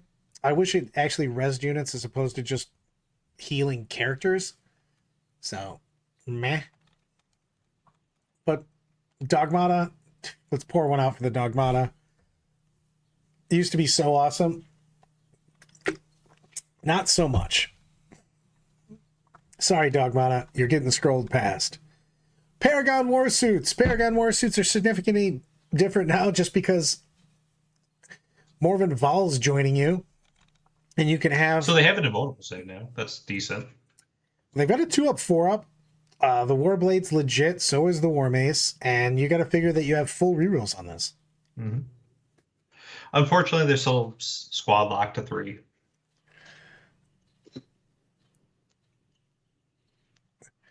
Yeah, I did correct it. Sorry. I 100% didn't read it wrong because my reading skills are under par, apparently. But yes, the Grandmaster and Nemesis Dread Knight rerolls per turn, not just once a battle. So, Paragons, hold on for the shots. It's going to depend on the points. Right there, baby. Yeah, but they could fall back and shoot. They could fall back and charge. Yeah, but it's still going to depend on the points. Yeah, well, It's just... I'm hopeful. I'm hopeful. If they're cheap, yes, they're 100% amazing. But, like, if they're too expensive, no. They also just are a 4-wound model. You know what I mean? So... I'm hopeful. I think they're going to be good. Strength 12, damage 3 swings. I mean, they're legit. It's again going to be unbelievably point dependent. Also, Repentia, what the shit? 2 attacks? Get the fuck out of here. That's what they have now. But they get the bonuses. We have no ability to make them more now. Well, that's the thing. Like, so they got rid of Ebon Chalice. They got rid of Bloody Rose. They got rid of our Martyred Lady. Like, all the ones that you were taking to help make Sisters better. Like, they just got rid of all Right, that. that's what I'm saying. So it's just it's a little bit of a bummer. I don't think they're bad, though. No. They basically just come with a Repentia Superior. Yeah. So every time you make a melee attack, you can reroll the hit roll. And if you charge, which is the only way you're getting there 90% of the time, you can reroll the wounds. So they get full rerolls, which is legit. I mean, their threat range is pretty significant. So, Jared's like, when you get to Exorcist, please read the aura ability carefully. Not a chance. I'm going to do Crusaders and Death Cult Assassins together because I like both of them because they still can both get 2-man squads. And that's a big deal because you can do just shenanigans with these. Mm-hmm. So, legit amount of attacks, defense, they're both still really good. Dominions, if they give Dominions, if Dominions are cheap, like their weapons are cheap, they're going to be legit on that because they do have Scout. They have the ability to take Cherub. You know what I mean? So the big bummer on them is you have to take a minimum 10. Yeah, I was just about to say that. It's so dumb. It's no longer 5, and they can only get 4 weapons. You know what I mean? So, It's not bad. I mean, like, Sisters of Battle have historically been very cheap. I imagine they're going to become even cheaper. Yeah, I like Seraphim quite a bit. The ability to do shenanigans again. Shoot, move 6, so good. Plus, they have a ton of different type of weapons. They got the Inferno pistols. They've got the hand flamers. They've got the ability to do shenanigans. So they changed them. If you take a 10-girl squad now, you can have 4 flamer girls. Yes. So now it's if you take 10, you can only have 2. So that's pretty strong. Like, that's 8 flamer templates dropping down. And then you jump out of the way. It's legit. They've got some things. Zephyrum, well, I always say they didn't lose an attack, but I'm so used to playing Bloody Rose that I just assume that is. When they charge, +1 to strength. Meh. Yeah, but that's benefiting Celestine. 100%. True. That does benefit Celestine on that, and she does go with them, so they're going to hit. And do you put Celestine with them, or do you put Celestine with the Seraphim? Good question. Because you can't double stack leaders and stuff, so I'm probably going to put her with the Zephyrim. Good point. I don't know. I want to make sure that I didn't miss the Retributors were still five girl squads. They still are, unfortunately. I do like the fact that with the cherubs, you just twice per battle, you just get a miracle dice when you do an act of faith. That's just huge. So unfortunately, multi-meltas are 18 inches now, which does jack this unit up a bit. I think you do what people are doing halfway through 9th is you take 2 flamers, you take 2 multi-meltas, shove them in a rhino, and have them fire at the top hatch. Yeah, I agree. Mortifiers. Also, to be fair, I need to talk about these just a bit because holy shit, every single thing that sisters do is what the shit. They basically are like, hey man, we're gonna put some fish hooks in your eyeballs, run at the opponent. Hey guys, I heard that you ate seafood. You are now eternally going to hell. Yeah. But first, put on this skimpy outfit and here's a chainsword. Yeah.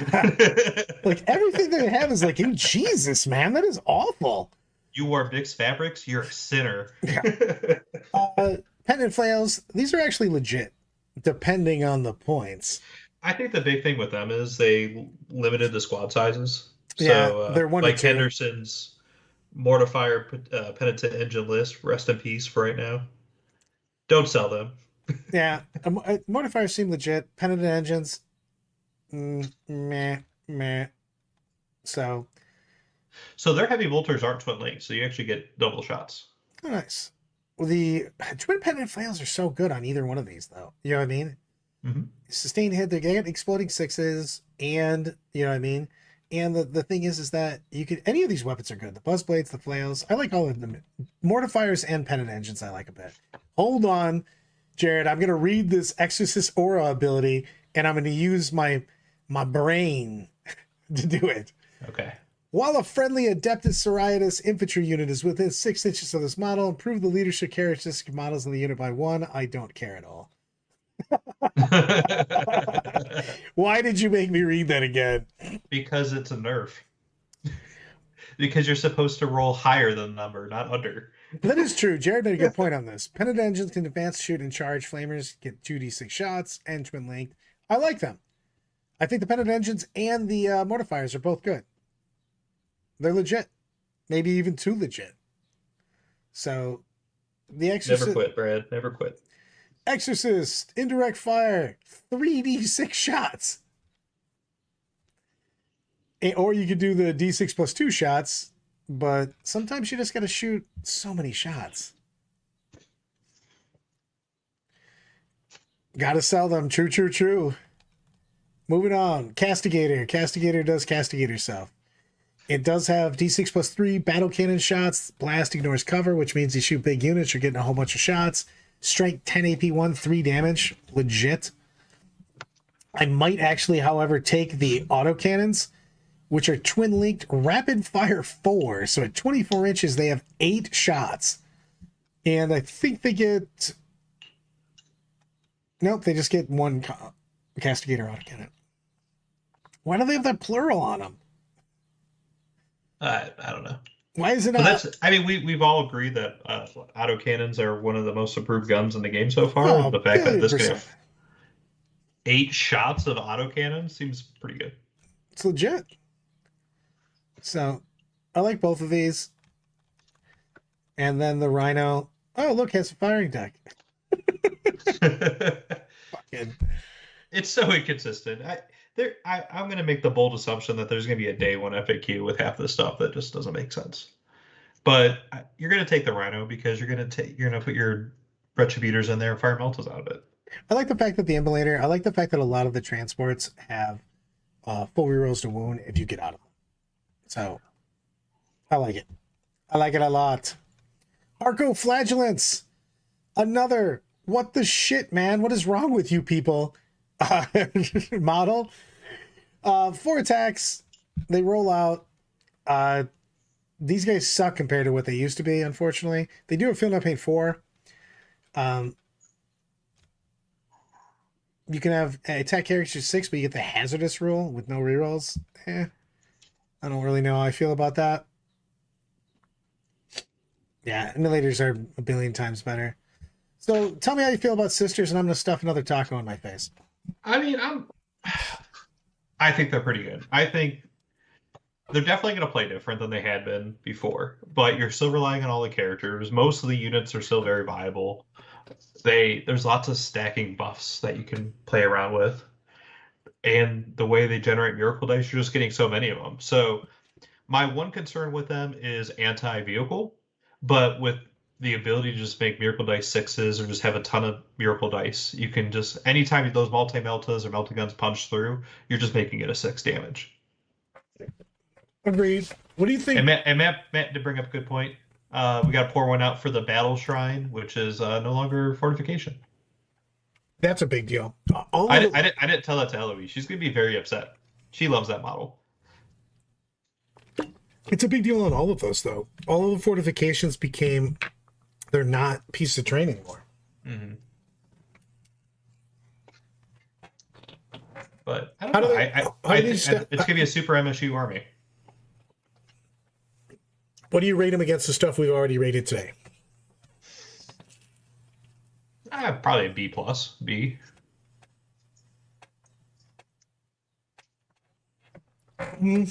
They feel like they have combos, though. They do have combos. Well, so far we've talked about Custodes, we've talked about Grey Knights and Admech, and then this is the 4th army we've talked about. I feel like in a Custodes, it's an even wash. Like, they have enough AP to trigger the invulnerable save that all the Custode players are going to have.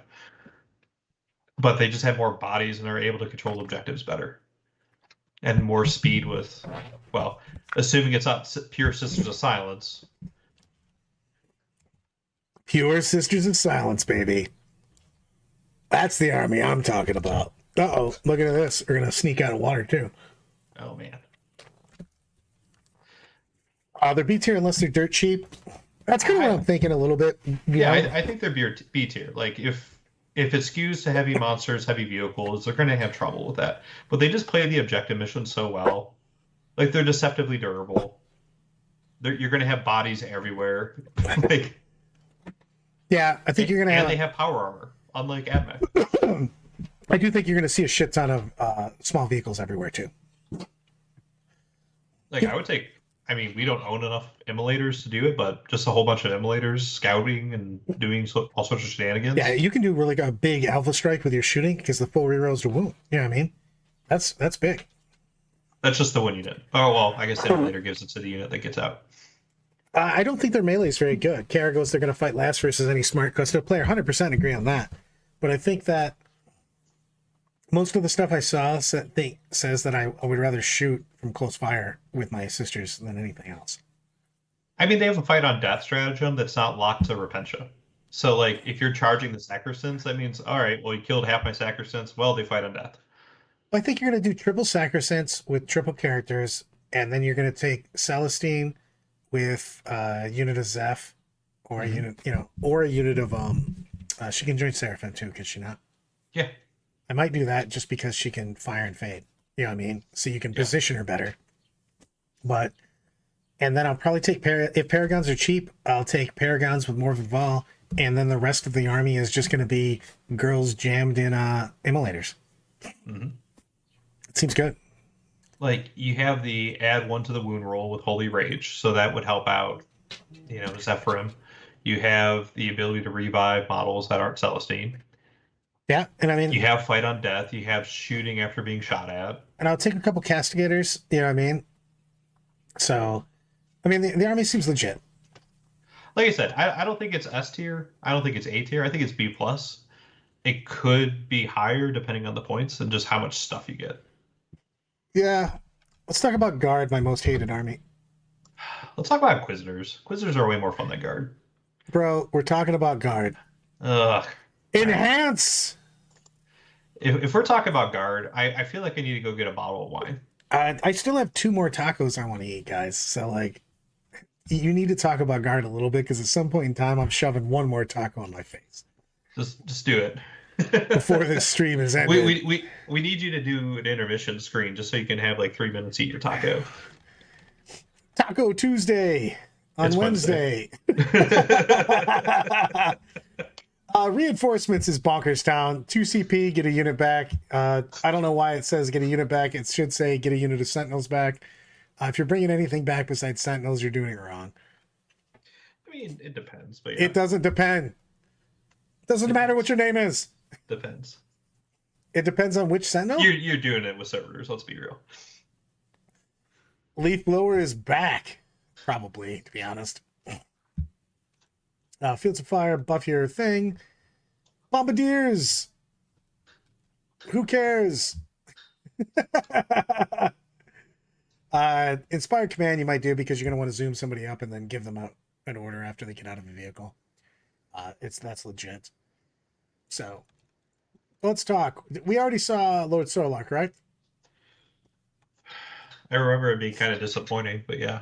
Yes, but he can redeploy 3 things. And he can issue up to 3 orders, man. This dude's good. Oh, KR, you step off my tacos. Tomatoes, lettuce, cheese, super lean ground beef. I'm gonna get a promotion from Laura's lean ground beef. These do sound like very white people tacos. They are so spicy. Britt is crazy into hot shit. Anything she makes burns my face, and she always considers it the lesser version of what she makes herself. You think mayonnaise is spicy though, Brad? No, man, I do not. I actually grew up with a lot of spicy stuff. This is what happens when you're from 3rd grade on. You hang out with people like actually from Mexico making spicy food. So they've been killing my face for a long time. It's delicious, but it hurts so bad. All right. So you think Lord Soul? It depends on the points. Rerolls. Full rerolls, 3 orders. Good. And I'm so hoodlum, so I'm like not even regular white people. So, Ursula Creed, which she should still be dead too, because when you said her dad aged out, it's like 200 years ago. The reader plays before you know who goes first. There's no way that's how it works. Let's read this. It is totally how it works. Oh my god, this is so bad. Oh, KR just set me right. Yeah, it's pretty bad, Brad. Ugh. I mean, like you could set a trap, I guess. A trap of what? You can know. see my redeploy your redeploy. Bane Blade. Oh, shut up.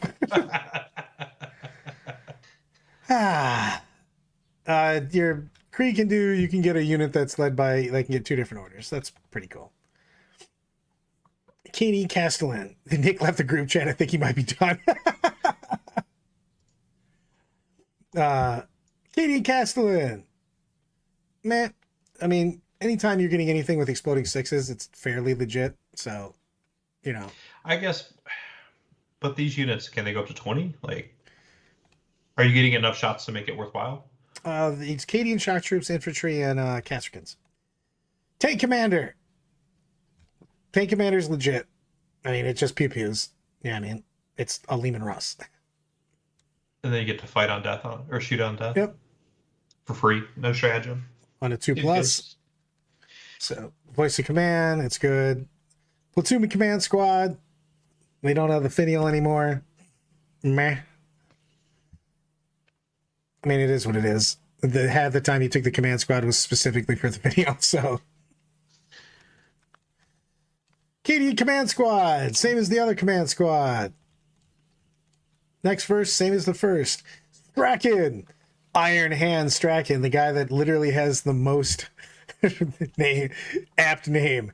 Iron Hand. Why are you called Iron Hand? Because I have an iron hand. But does he have an iron hand? He's got an iron arm. That's what I'm saying. He is an iron arm. I mean, not an iron hand. it's not wrong. He does have an iron hand, but he also has a full iron hand and a full iron arm. So It's misleading at best. he can lethal hits. He can reroll hits and reroll wounds. If he charges, it'd be awesome if the unit could do that instead of just him. I don't know how much I care about Strachan by himself. Also, He's pip slapping too to monstrous creatures though. somebody explain to me why the Primaris Psyker looks like he's 1,000 years old. I mean, he's seen some shit. That's why. Like, this dude's Gandalf. He is pointless. So I'm moving on. He's not that good. Gaunt's Ghosts, great book. Don't care what their rules are. Gaunt's Ghosts are always cool because their book's cool.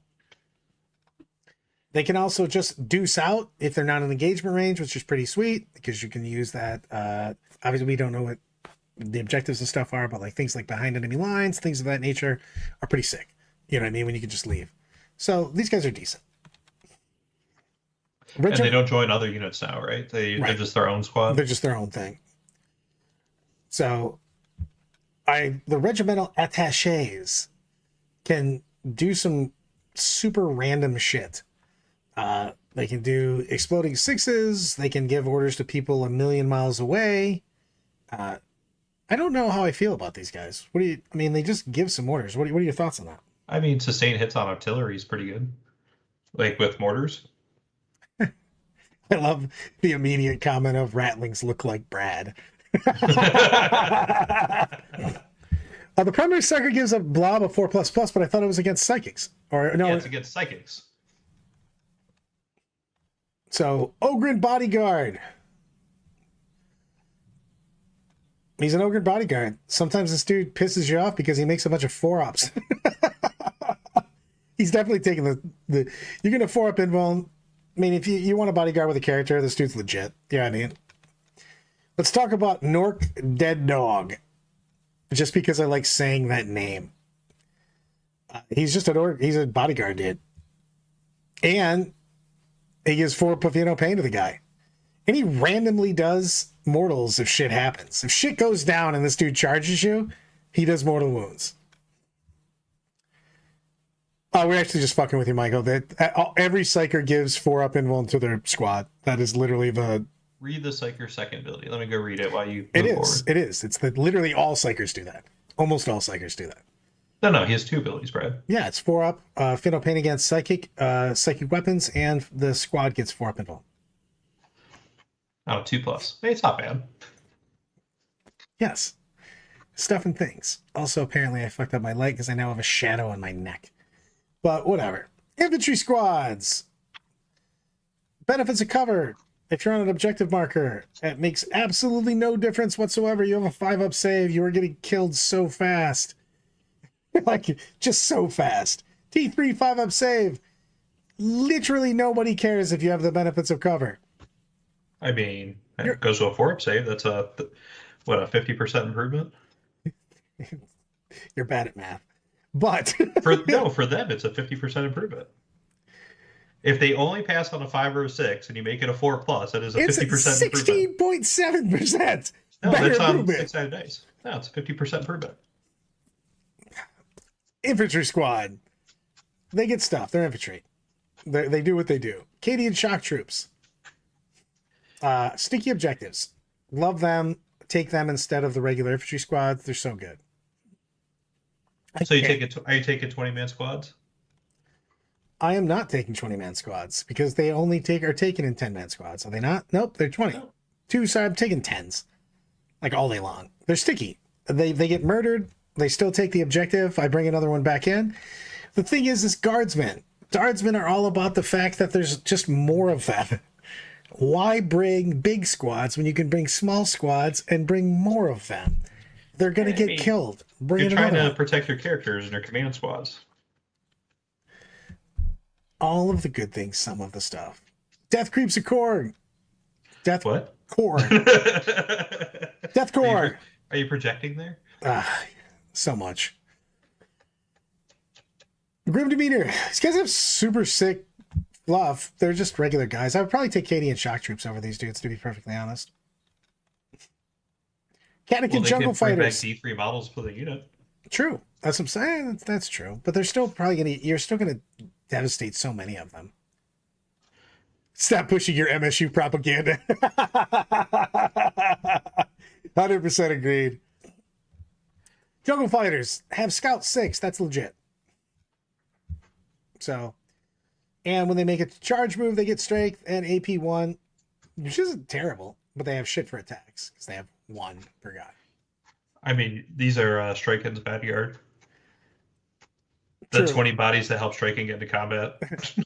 Yeah, but you know who's a badass? Slime Marbo. Oh, yeah. I mean, basically, if somebody shoots at someone else, he can shoot back. Unfortunately, it's 12 inches and he has a pistol, so it's going to be a little tougher. He can actually bounce again, so making normal move. Slime Marbo is hilarious. He's basically Rambo. I mean, he's literally 5 attacks, hitting on a 2, strength 5, AP 1, 2 damage. He's legit. See, this is my thing. More bodies, more swarm, more guard, baby. But you can do that with more units. Max units coming at you. You can't be stopped. All right. I got a little crazy on that one. That was a little much. My bad, everybody. My bad. Calm down there, Brad. I gotta I'm say, sad that he doesn't drop explosives anymore. true story, too. So, Casterkins, Scout 6. You can literally get another order. They have Meltamines, and they have, what's their standard gun? Shot las guns. I mean, rapid fire 1, 2 shots. It's AP 1. They don't have the amazing strat anymore. Yeah, exactly. Michael does have it right. Bring 150 bodies and cry when you get mowed down after turn 2. I have so many models. And look, they're gone. It's like a magic trick. Regimental Preacher. Fuck this guy. Seriously? Hey, man. You get exploding 6s on your melee attacks. Get out of here. That guy better be holding a hand grenade to kill himself. All right. Hey, you put him with those catechins. You got this. So, Harker's Hellraisers. When he's leading a unit, each time a ranged attack targets the unit, -1 to hit if it's more than 12 inches away. And he also gets, once per battle, basically he can juice himself up. Whatever. Harker's got good rules. Regimental Engine Seer. I don't know how this dude got snuck in from Admech, but there he is. And he's given that 4-up invulnerable save to a Baneblade. Yep. Seems good. Servitors. Take them. They're hilarious. Commissar's in town. Uh-oh. He's a commissar. He does the same thing the commissars have always done. He's legit. Kind of pissed he can't take a fist anymore, though. Commissar's good. Ogren Squad. They don't have... The other one just have the slabs. Yeah. Yeah. There's two kinds of saying, close combat ones in the Yeah, I want the close combat idiots. Because they're damage -1, and they got a 4-up invuln, and they got 4 wounds. These guys are actually legit. Because the Maul's strength 7, AP 1, 2 damage. I think that's what it is right now, but they're hitting on 3s. You know what I mean? They're -1 damage with a 4-up invuln. These guys can be super annoying. They no longer have the 2+ save, but I think they're pretty good still. I mean, still T6, you know what I mean? They seem... T6 with a 4-up invuln. Yeah. I mean, that's... And these rattling snipers actually do kind of look like me. Let's take a look. Can you zoom in? Yeah, I see it, Brad. Yeah. Infiltrator stealth. They got a heavy precision gun. Means they can hit on a 2, and they're 2 damage. I mean, I do like how across the board sniper rifles have been dramatically improved, Yeah. so people might actually take them now. so it's legit. I mean, last 2 units. Rough Riders. Why are they not as good as they used to be? They do get +1 to wound on their lance. That's 2 attacks from that, though. 2 damage. They are what they are. Hooves. I'm not entirely sure why people are They seem like they were before. Scout Sentinels. So good. You can also literally use them to buff up indirect, which I will be doing all the time. They come in units of 1, 2, 3. Take 3 so you can use the strat to make them come back. So is this book really just, Codex Scout Sentinel? It's not going to be Scout Sentinel. We're going to see in a minute because the big tanks are actually pretty fucking good. So Armored Sentinels, legit when you're killing stuff. They literally have good hand-to-hand, and they are re-rolling wounds on monsters and vehicles, and they've got big guns. You know what I mean? So you can take pew plasma, pew missiles. They're legit. Hellhounds don't automatically explode anymore, so they can't just kill everybody in your unit. Damn. They do have the Chem Cannon Anti-Infantry 2 Torrent, which is legit. Yeah, I mean, auto wounding at AP 2 damage. Not auto wounding, but wounding on 2s. So, legit. So why can't they do this to Predators? Why, clearly these used to be 3 different tanks, and now it's just 1. Yeah. Let's streamline stuff, guys. Come on. Rumbledorn. Once per battle, when an attack's allocated smile, you can change the damage characteristic of that attack to 0. Legit. I mean, this has a decent amount of shots, 18 wounds, T12. It's a big oak tank. Heavy weapon squads. Pew pew, punch punch. Indirect fire. Unfortunately, they are BS5 on indirect. Yikes. Zoiki's Batman, you're not going to hit too much. Well, it's heavy, so yeah, never mind. Yeah, but then you get -1 to hit because it's indirect. Yeah. These guys aren't hitting anything. What are they, all blind? Everybody's got walleye vision. I mean, that's when you give them sustained shots. I mean, you're already fishing for 6s at that point. You just go for rerolls on it? Yeah. Eh. You can just blast people with field ordnance batteries. Also, man, Lehman Russ Battle Tank, still good. You literally, if shooting at something in this range of an objective marker, reroll hits, seems legit. As usual, ton of guns. Lehman Russes are good. Lehman Rush Demolisher, same shit.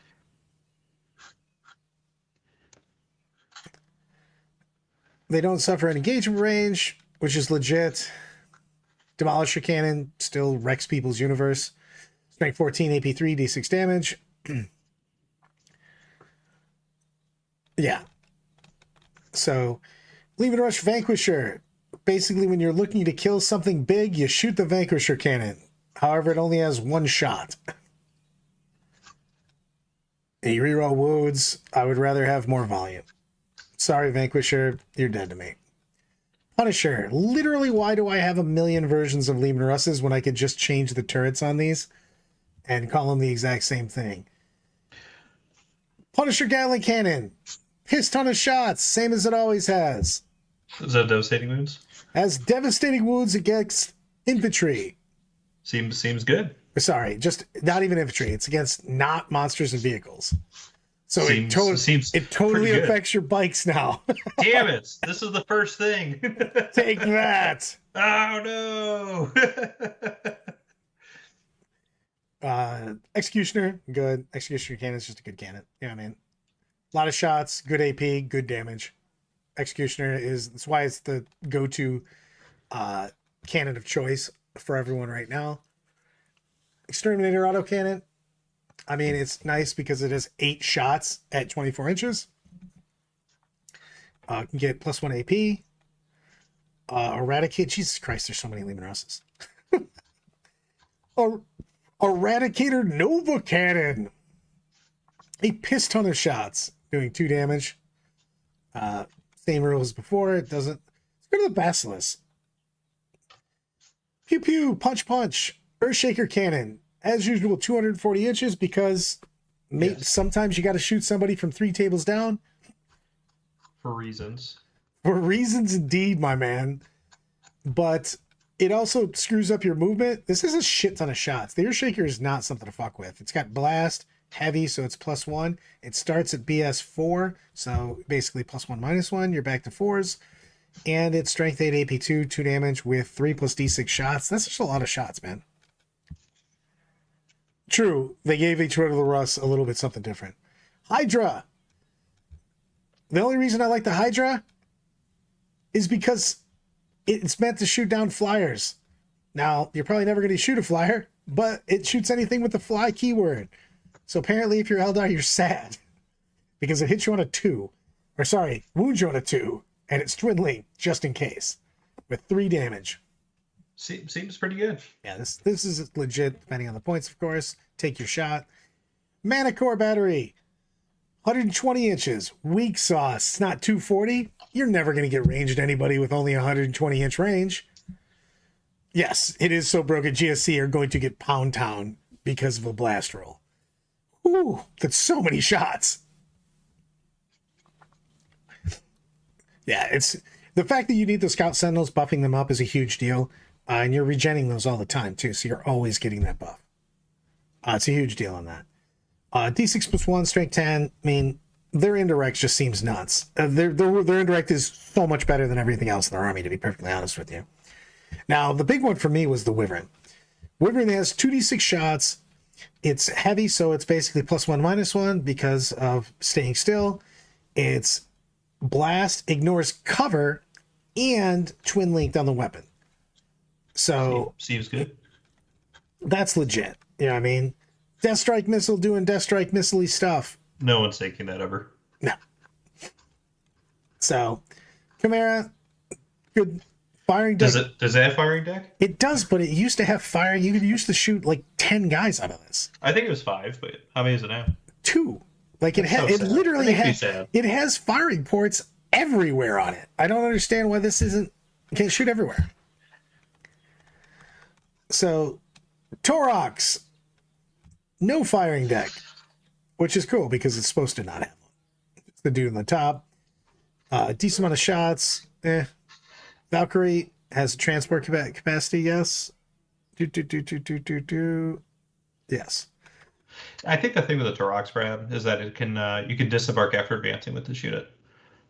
Not sure. It just gives you a way larger threat range. Let's talk about this Bane Blade, because sometimes you got to be toughness lucky 13. I mean, it does have some serious shit. Bane Blade Cannon, 3d6 straight 12 AP2, 3 damage shots. Seems like a lot. The thing is I'm never probably taking this. I'm just going to spam indirect. Is there any reason for me not to spam indirect?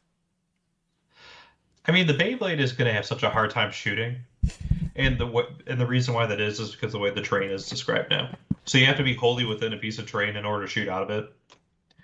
So it's going to cut down on your field of vision for giant tanks like this. You're just not taking it. But I'm saying, like, with the benefits of the Scout Sentinels and stuff, why am I not taking just a shit ton of indirect tanks and just blasting you off the board? I mean, indirect has always been guard strength. I mean, it's nuts now, though. I mean, what are your thoughts about the strength of that? Let's think about an army right now with, max indirect everything and just put some dudes in the way. Are you taking a taco break and not finishing the rest? 100%. Okay. Because there are like 900 more Beyblades. I know. What do the Scout Sentinels do?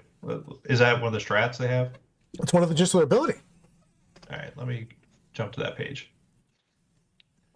It's like I was painting or something. I wasn't paying attention to exactly everything was on the sheet. You're a fool. You're a fool. Stay in school. Also, OPSEC 8 is hilarious. Oh, the fact that the model's bigger than the objective, too, so you can't even get on it. Well, you can't park a model over the objective, remember? True story. Forgot that. It's going to be even harder to move them then. You can move over the objective. You just can't park a model on the objective. Dude, the Baneblade's so huge. How am I not going to park on the objective? Power slide. It only moves 9 inches. I have to measure all my wheels and stuff. I think Beyblades are going to have a difficult time on GW terrain with the way the rules are written right now. Dude, they literally pin themselves back because they can't end their move on an objective. On the center, yeah. Anyways, Scout Sentinels plus indirects, yeah. Hey? I mean, that's how you're building this army.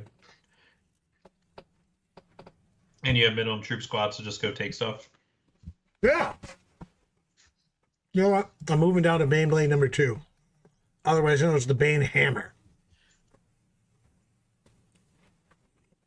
And sometimes you need to tremor cannon somebody.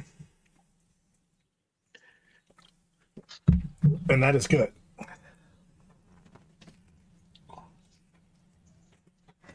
That was your cue to talk about the tremor cannon. Well, I need to get to that page. Give me a second. You can't count this kid anywhere, man. I'm trying to multitask and failing successfully. Oh, crap. All right, Trevor Cannon. No one cares about that. Just on the battle shock test. But Brad is firing deck 12. If you don't care way more about that. If you don't have indirect and you're not a Scout Sentinel, I don't care about you right now. I mean, firing deck 12 is kind of cool though. But you're still never going to be able to position this model to do anything viable. It could take 26 guard infantry models. Why not? But it cannot transport artillery. Man, that's a bummer. All right. Let's see. Bane Sword. Okay, so Bane Sword is actually pretty interesting. Did you see its rule yet? I like the fact that if it blows up something with deadly device, it blows up on a 3 instead of a 6. Yeah. So if you're playing, if your meta's moving to nothing but knights, you take a couple of these. Whew, those knights are going to be exploding all over the place. I love it. 19 hours until everyone's back on the Eldar hate train.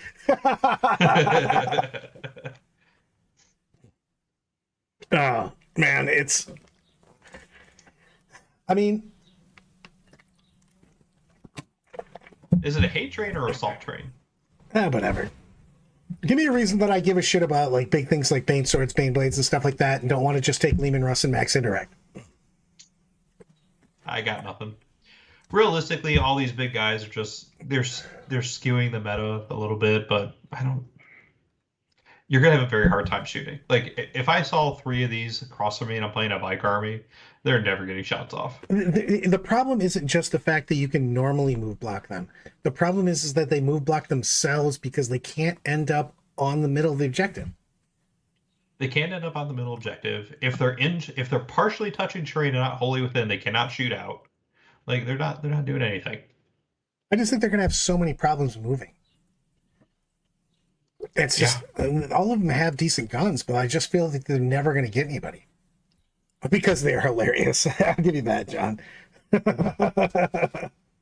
Now, I will say for the American Team Championship, where some of those tables are literally bowling balls, I would take an army of 3 of these for that.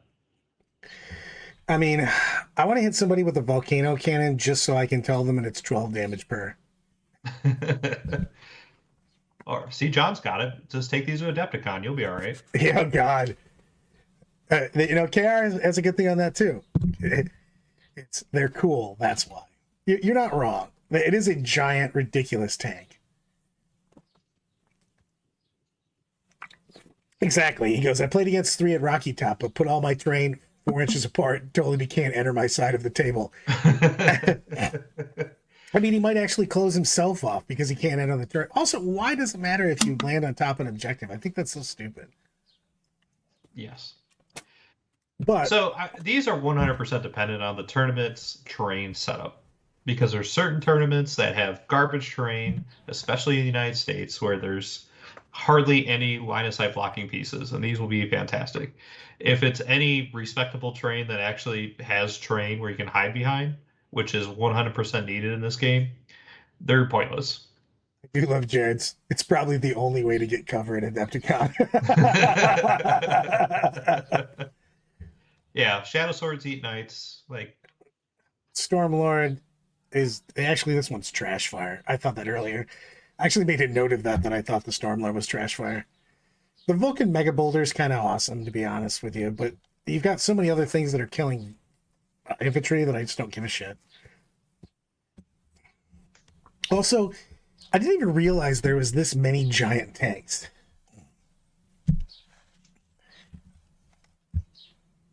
I like Concussive Wave quite a bit. All right, you know what? I'm putting up a poll. Who was the winner today? we still got some more stuff. What's that? We got more stuff, Brad. We're not done yet. We've only been talking for 2 hours. We got Imperial Knights and Agents of the Imperium. Yeah. I'm gonna hit that up. Don't you worry your little head about it. I know how excited you are for Imperial Fine. Knights. Put the poll up. Put the poll up. All right. Now I'm just gonna wait for Knights for just a moment. I gotta actually give me 1 second. I gotta go to the. Brandon has a stupid face screen in a second here. You're my hero. Do.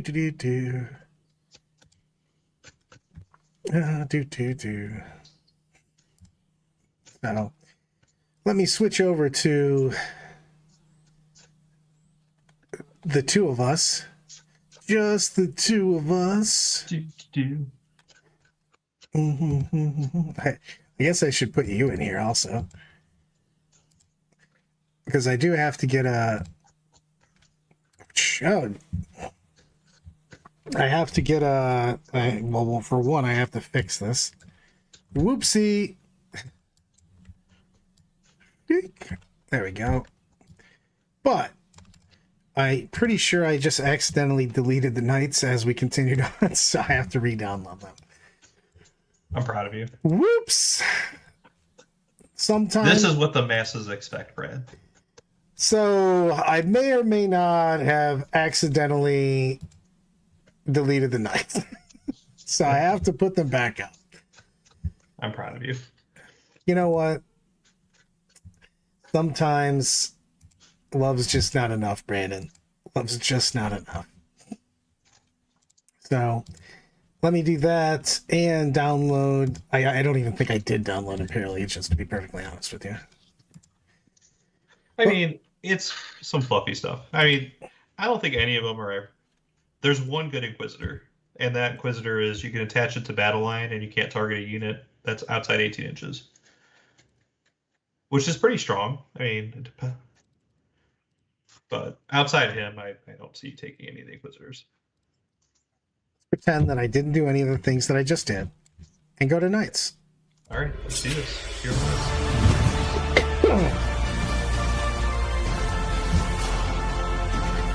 Sometimes you gotta do stuff. Sorry, as I die. Let's talk about these Knights. Reclaiming the realm and laying low the tyrant. We already saw these. Bondsman abilities, good. Detachment abilities, getting feel no pain, legit. What did you think about the enhancements? Enhance. Realistically, I didn't read the Imperial Knights today. Really, So we're going to look over them together.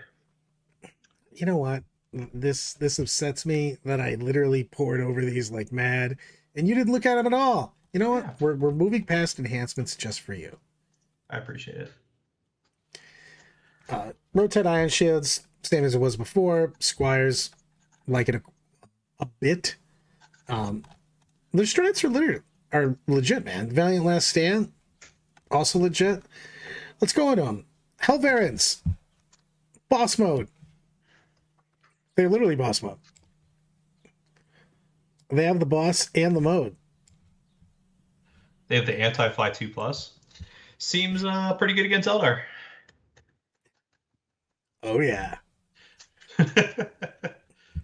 Skyfire protocols, my man. Seems pretty good. I mean, these guys are legit. They come with 2 armature autocannons, the heavy stubber, so they have 8 shots.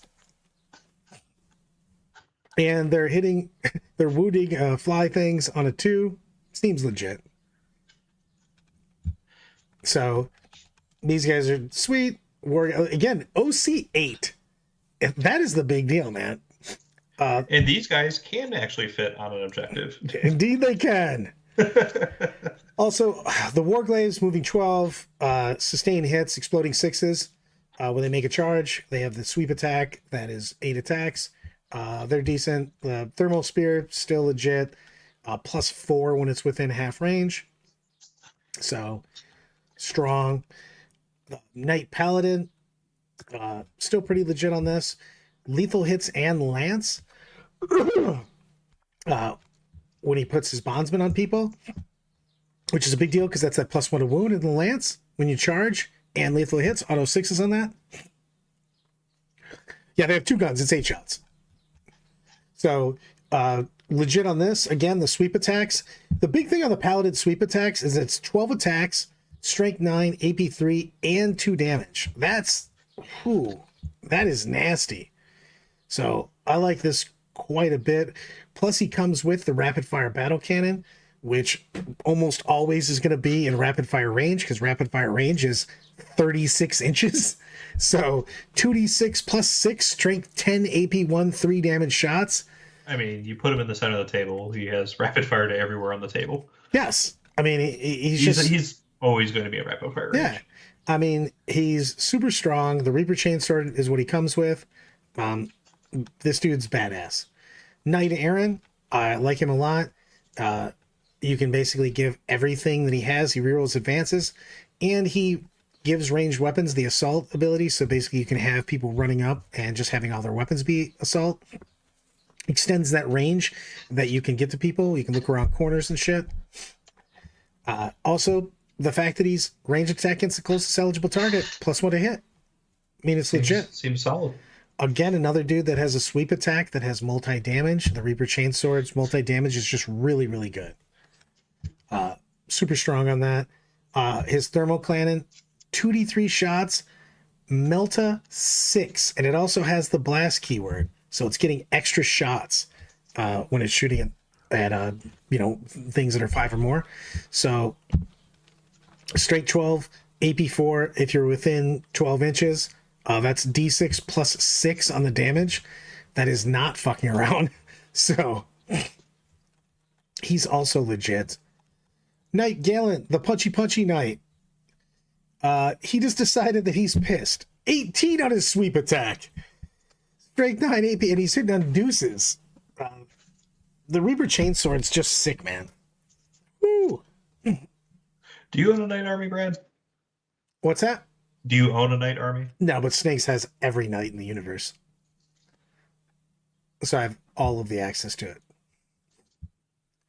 Is this your go-to? I feel like this is your go-to. The Gallant? Or just knights in general. Like you seem to be very excited about knights. I'm very excited about Knights just because of the fact that they have really good shooting, really good hand-to-hand. Even the shooting guys have great hand-to-hand. You know what I mean? Mm-hmm. They've got good defensive stats with good toughness. You know what I mean? And they've got the ability to move through things now. So I mean, they still have the problem of limited model count, and people can't high roll you. You know what I mean? We've got some guns with big damage characteristics. We just looked over some of the guard stuff with that. And you're going to be blasted occasionally. You know what I mean?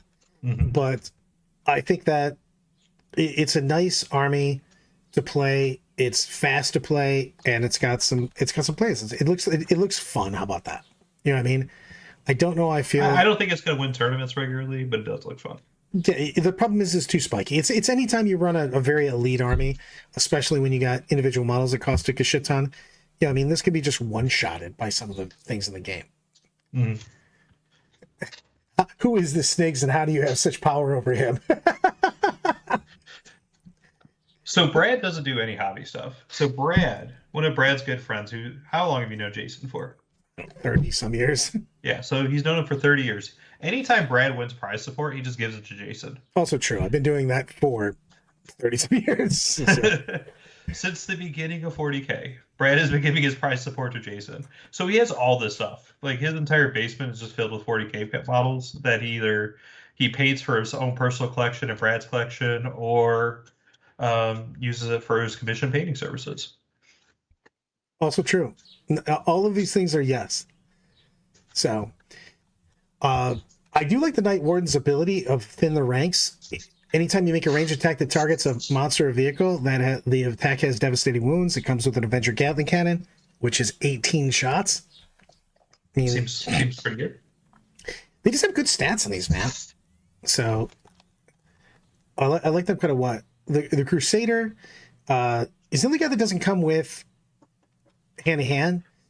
He's got 2 guns. He's got 2 guns, and I like that, but I do love the versatility of all the fact that the Knights, if you touch them, that they're going to beat the shit out of you. Or this guy doesn't have that. You know what I mean? He's got Titanic feet. He's like, here's 4 attacks. Everybody else is like, you made some mistakes, yo. You touched me. Kaboom! That is true. Sniggs is a famous driver on a great TV show that lives in Brad's basement, apparently. I'm pretty sure that's Stick. It's actually Sniggs. It actually is Sniggs' basement. So, but he wears a helmet all the time. We have no idea what he looks like. The Crusader's the Crusader. I should like him better, but like, he's fine. But I'm bummed that they didn't show the Preceptor. The Preceptor is actually a super cool model. I don't even know if I like the stats on him as much, but the model's sick. I mean, is it the Preceptor just Canis Rex, and they just use that picture for Canis Rex? I think so, to be honest with you. That's why. So he's got legit, you know what I mean? He buffs up their OBSEC too. I think that's already overkilling it at that point in time. He has an anti-fly twin-linked weapon. I mean, this dude's decent. You know what I mean? He's not Castellan decent, though. Castellan, if you're talking about somebody that's going to pew-pew instead of the Crusader, I'm just taking the Castellan. This dude is messing shit up. I mean, he comes with the Plasma Decimator, 2 Shieldbreaker missiles, 2 twin guns, Siegebreaker cannon, Volcano Lance. The answer is, if it's on here, he's shooting it. And it's a lot. Mm-hmm. D6 plus 3 shots, D6 shots from the Volcano Lance with blast. Oh yeah, the damage is 8 plus D6 because why not? Strength 18, AP 5. So, several of the shots. So yeah, this guy, if I'm taking a shooting night, I'm just going to pay the extra for the Castellan. Yeah, you pay the extra 100 points or whatever it's going to be. He's just good. You know, each time a range attack made by this model is allocated to a monster or vehicle, reroll a damage roll of 1 so you're not getting trash hits. But, I mean, it's legit, man. Mm-hmm. I kind of want you to show up to the Tom Ogden Black Templar grudge match with double Castellan. Oh, God. I would kill so many guys. Eat lead, punk. When's this grudge match going to happen? Are you guys actually going to throw this down? 100%. With actual models or on TTS? Both? Have you ever seen Tom stop talking shit, whether or not he won or lost? There's no chance. I could beat him 100-0, and he'd be like, "You got lucky, you bum." The Valiant. Valiant's I don't think anyone's taken the Valiant. No, I mean he's been in everybody's closet since he came out. Yeah, Towering always sees this. Big deal. Now, Brandon brought up last night a good point on this, which is the Towering guys actually are straight up true line of sight. They just don't care about your obscuring type stuff, which is a big deal because they're just tattooing shit from across the board with their 72-inch guns and shit like that. That's just a big deal. Also, the fact that these guys have shield breaker missiles, they're legit because they have devastating wounds and Titanic force. If you're shooting other knights, you know what? We're going to talk about Canis Rex again. Freedom's Hand. Is he the best knight? In heart. Ed already is. So he's got decent gun. He's got great hand to hand. I'd rather just have like the sweep attacks from the other guys, to be perfectly honest with you. Yeah, I mean, it's nice that he can use a stratagem for 0 every turn, which is kind of a big deal. And he does have exploding 5s, so that's also legit. Can we run Imperial Knights in a regular army, regular spaceman army? Imperium, I think we can. We have to look at the rules for allies because they haven't given us enough of this. Also, there's Sir Hector, who pops out. So surprisingly, the Imperial Knights also have all the Chaos Knights in there too. Just because. I was just about to say, here's all the Chaos Knights, which we already saw yesterday, but whatever. But I think that I would really like to. A bunch of armies would be better with knights in them. Going towards the chaos, Thousand Suns seemed like they would be amazing with a couple knights in them. I think that a couple to hand. I actually think Black Templars would be great with knights backing them up because they have so much pressure forward with those big 20-man squads, things you could put in Land Rangers and stuff like that. Just getting all up on you. They pop devastating wounds. They basically keep your opponent in his deployment zone, and then you're just ping out, Helverin autocannons would be great. So I think that knights are going to be a good, I think better than right now, added addition to a lot of armies. Because there's a lot of armies right now that feel that they have really great combat tricks and melee tricks and things to get up on top and put pressure on you, but you need something to pull out. The World Eaters seem like they're going to be nuts if you put a trio of knights in there. So we have to look at those rules for that. I mean, you can bring 500 points of demons. I don't know what the knights is on that. Does anybody have that in the rules on that? I did not see it. Well, with demons, isn't it on their sheet? With Imperial agents, it's on their sheet. So I'm not entirely sure you can just ally knights over. Oh, that'd be a bummer if we can't, though. It seems like it's going to be really good. So, Imperial agents, just for Brandon. I'm ready. I'm ready for the jank. We can get Is any of this stuff good? Two retinas, 2 characters. I thought we already talked about these guys. Didn't we already see this? I mean, we saw this picture when we went over Imperial agents when they were released in the Didn't they show all of them anyways? No, most of them, not all of them. Vindicare Assassin. No. Still trash. He's fun, though. Coluxus Assassin. Best helmet in the game. What the 2 plus feel no pain, Brad. 2 plus feel no pain against psychic attacks. Indeed. You can battle shock somebody. You can shoot them with your pew pew weapon. He's anti-psyker to the maximum. So, he has devastating wounds, precision. He can actually be really good at killing psychic characters. Yeah. Knights are 1 knight or 3 armigers. Thanks, Justin. 100%. I would take 3 armigers in a lot of armies right now. 100%. Yeah. I'm a little concerned of how expensive they're going to be, but if they don't have a ridiculous price tag, for sure. I would take 3 armigers all day. Yeah, I mean, there's so many armies that benefit like crazily from this. Coluxus, meh. Evisor. I love this guy. This guy's amazing. Anti-infantry 3. Anti-infantry 3 with his pistol. He's got so many random things too. He can shoot, declare a charge, and turn the advance. He can do precision attacks. Killing rampage. This model's weapons have the sustained 3. Okay. So if you're actually attacking infantry, you get so many attacks. Oh, God. Like, hey guys, I'm going to shoot you with my 12 pistol shots. Just because I managed to get those. Oh, here's 18. Actually, no, it's more than that. 24 melee attacks if I get a bunch of 6s. You know what, Hunter? I'm calling this out now. Hunter, if you kill a character that I don't want you to kill with your stupid Vindicare Assassin, I will buy you liquor of your choice.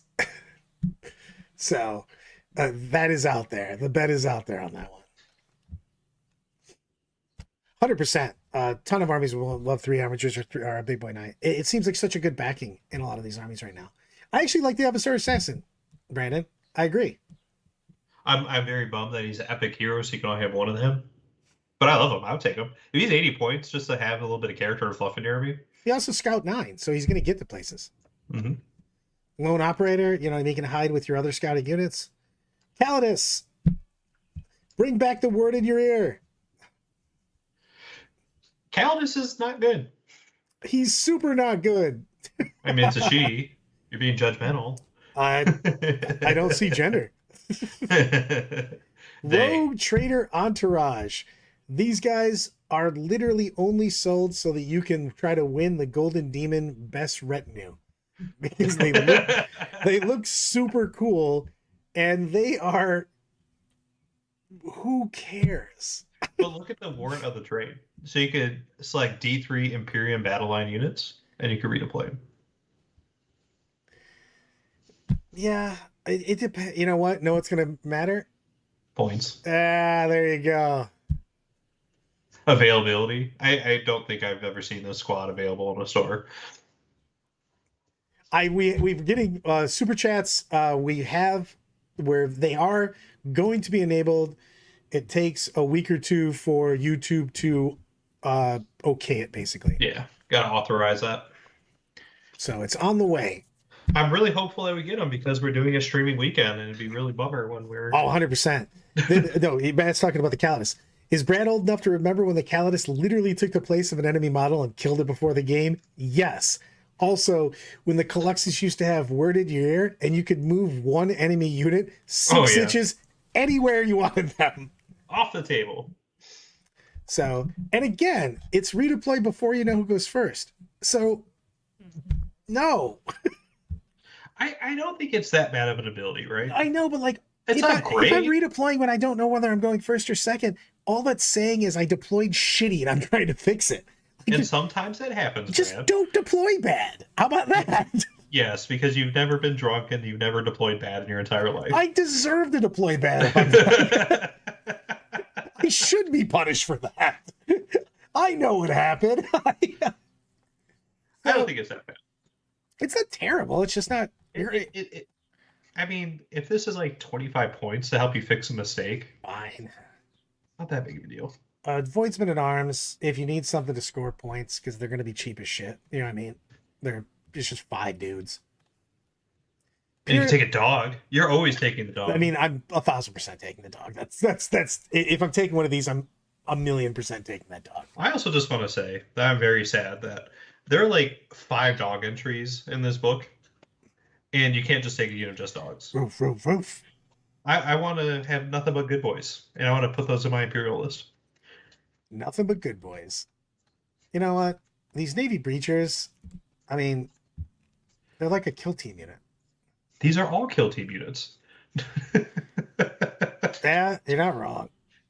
Literally, this book is all kill team units. Why am I reviewing this? I already saw this stuff. What unit you're talking about that they're trying to join? Sorry, that you guys are so far behind me. It's hard. Everyone wants you to focus. The best Inquisitor in this book is the Lord Inquisitor Kira Draxus, because she has the ability to join a battle line infantry unit, and they can't be targeted outside 18 inches. Also, KR makes a good point. Navy Breachers, not exactly real brave. Leadership 8. Matt, now you're just fucking putting salt in the wound. You know what dogs here have that Space Wolves don't? Objective Controlled 1. I'm ready for Crude Hounds tomorrow, Justin. Also, I want you guys to know the Subductor Squad, I read that as Seduction Squad. Oh. They're apparently very sexy. They are sexy Judge Dredd knockoffs. What is the point of these guys? I'm sorry, but what? You know what the point of this book is? So, I don't know if Mike Henderson's still listening. I'm going to make the bold assumption he's not, because we've been going on for 2.5 hours now. He has a janky Zangor army. He has a janky Sisters of Silence army. He needs to step up and make a janky Imperial Agents trash army? Just trash, yes. I feel like I'm literally watching the stories of all the other guys in the... These are the supporting characters supporting staff.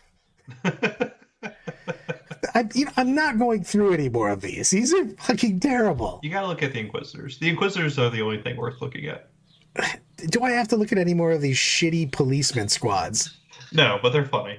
I'm not. I'm scrolling down. Bad. All right. I will talk about Inquisitors. The Seduction Squad, 100%. I love that. I am the law.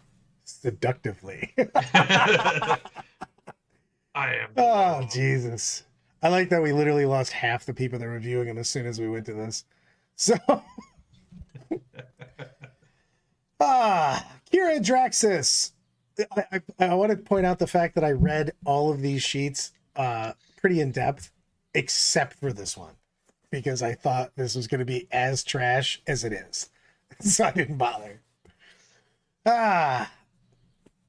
Yeah. Codiaz. Cyber Eagle. Caw-caw!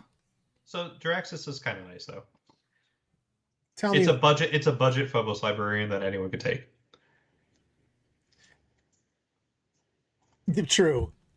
Hunter does have a point. He goes, mark my words, these Imperial agents will get forgotten and somehow miss a nerf, getting a massive buff. 100%. Codiaz is like, if he's cheap, he's an auto take. Because each time your opponent gains a CP as the result of ability on a D6 2, you get a CP. So I imagine that's capped, is it not? Everything's capped at only gaining. You can only gain one extra CP period. That's in the main rulebook. Yeah. So not that amazing. It's just if you don't have any other way to get it, though. You know what I mean? Yeah, this guy's like 50 points. He looks cool. He looks like Brad with a bald head. I mean, I would like a Cyber Eagle. Caw-caw! This guy's actual size of me, too. Kodia's good. Great. but he's pretty good against demons. I mean, like you just slap him in a demon unit. It's like, hey, I got a 5 field of pain against all of your demons. Also true. Greyfax has the coolest hat. All right. I mean, that's something.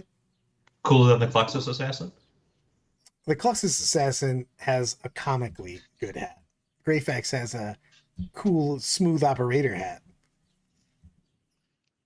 She's a pimp. So I think if Grey Knights are as popular, the Elves and Sons are as popular, like Yeah. having Just giving a unit anti-psyker 4 is legit. You know what I mean? So the one bummer about all these Inquisitors is that they can only join Battle line. line units. However, kill teams from the Death Watch book are all battle line. Yes. That's why Death Watch is going to do whack shit to everybody. Greyfax, good. Karmazov comes with that stupid chair. The Throne of Judgment. They actually gave him some more shots now, so he has 3 shots with this multi-alta. He's got a lot of eviction notices all over him. Yeah, Leadership 4 is also legit. These Inquisitors, so. And Inquisitor Billy, standard Inquisitor, rocking out. He exists. Well, I mean, you can get a CP. He's also got a 5 of Final Pain on the Unities with versus Mortals, which is something. And he can take over any transport. Eisenhorn. When are we going to get a damn Eisenhorn series? Maybe they'll make it into a TV show for you. I do want that. I do like the fact that he does cheeky mortals to people. I can't believe this model survived and Hector Rex is gone.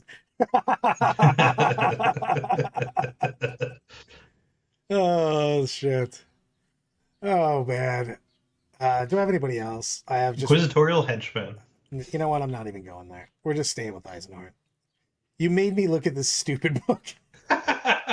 And you did it at the end of 2.5 hours. I am literally dying. I started off wearing my glasses because they're colorblind glasses and they're blue blockers because my head hurts. And you made me, after 2.5 hours, look at trash Inquisitorial units. And I'm mad at you now. All right. So let's chat. So let's take a couple minutes. we have the vast majority of everything except for Xenos, right? What are the top three? Hold on. Who was today's winner? Winner, chicken dinner. Well, we had Knights. We have GK. Knights, Sisters of Battle, Admech, Imperial Guard, Grey Knights, and Custodes. Custodes. I can only do 4. So Well, I will you're do not putting. I don't think Knights. Guard is one of them. Fine. I'm going to do Knights, Grey Knights, Sisters, Custodes. Bam. Pull up. This is the last thing we're doing today. Exactly. Brandon doing the Lord's work, tormenting Brad. I try my best. Yeah. Sorry, guys. I didn't put Imperial Agents up on the poll. I mean, it is the best book. I'm so annoyed you did this. I had to re-download it, pull it up, and I'm just like, all of these units are just hot trash. I'm going to take Inquisitor Billy when we do the stream weekend. And So what do you think? So while people are voting, what do you think what are the winners? I think Grey Knights are probably the winners here. I think Grey Knights are probably the winners, but I think that Custodes are probably the most underrated codex revealed. I think that having just a flat up 4-up against mortals is just such a big deal, underrated. They've got some 6 strats, and the sisters with them are just gross now. And if they're cheap as they are right now, that's going to add a lot of flavor to them, because right now the sisters, sorry Mike, but the sisters are bad right now.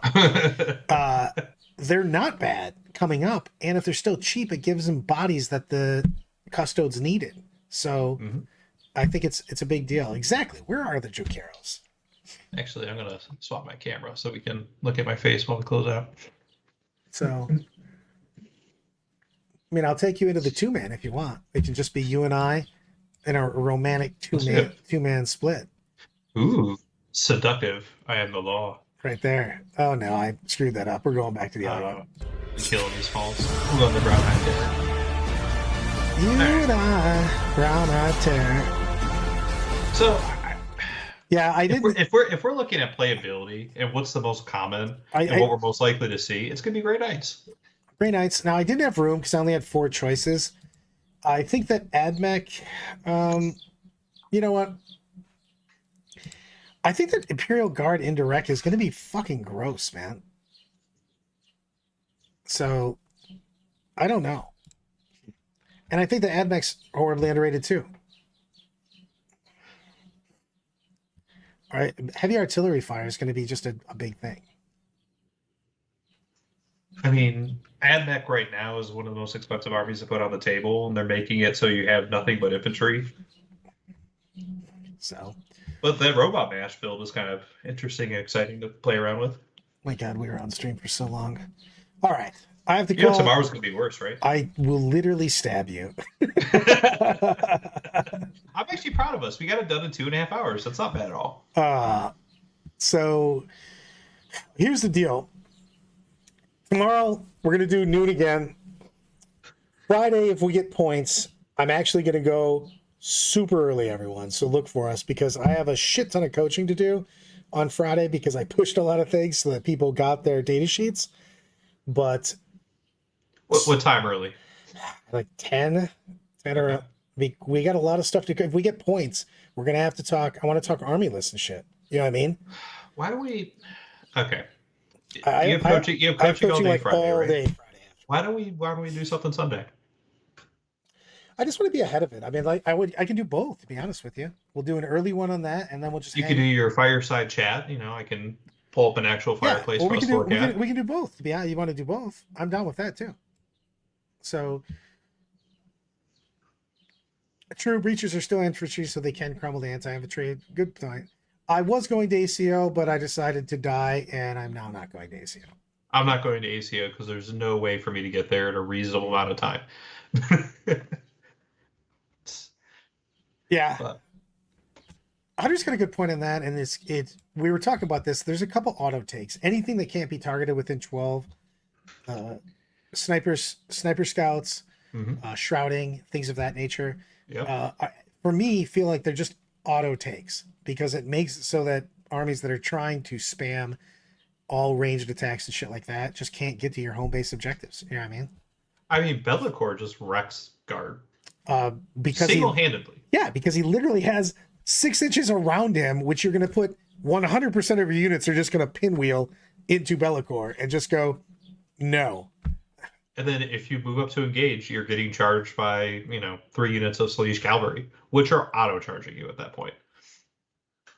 Yeah, demons seem very strong. I think Grey Knights have the tools to deal with demons, and I think they're just a very strong, flexible book. I kind of want to try Grey Knights now. Agree. I mean, there's some stuff that's really, we got a lot of feast or famine here because I think there's a lot of armies that are really, they seem super viable. Mhm. But we're going to, again, depends on the points, somebody take a shot. But it's going to depend on the freaking points, man. Because. I mean, for all we know, Grey Knights could go up a shit ton of points. Agreed. Sisters of Battle could go down Exactly. a lot of points. Eight votes, definitely the meta. All right, everybody. Thanks for hanging out with us. Thanks for everybody that stayed for the whole thing. You guys are crazy. Why would you stay for the entire thing? Love you. See you tomorrow, noon. We're going to be talking all the dirty Xenos. Set aside at least 3 hours. And I am Oot.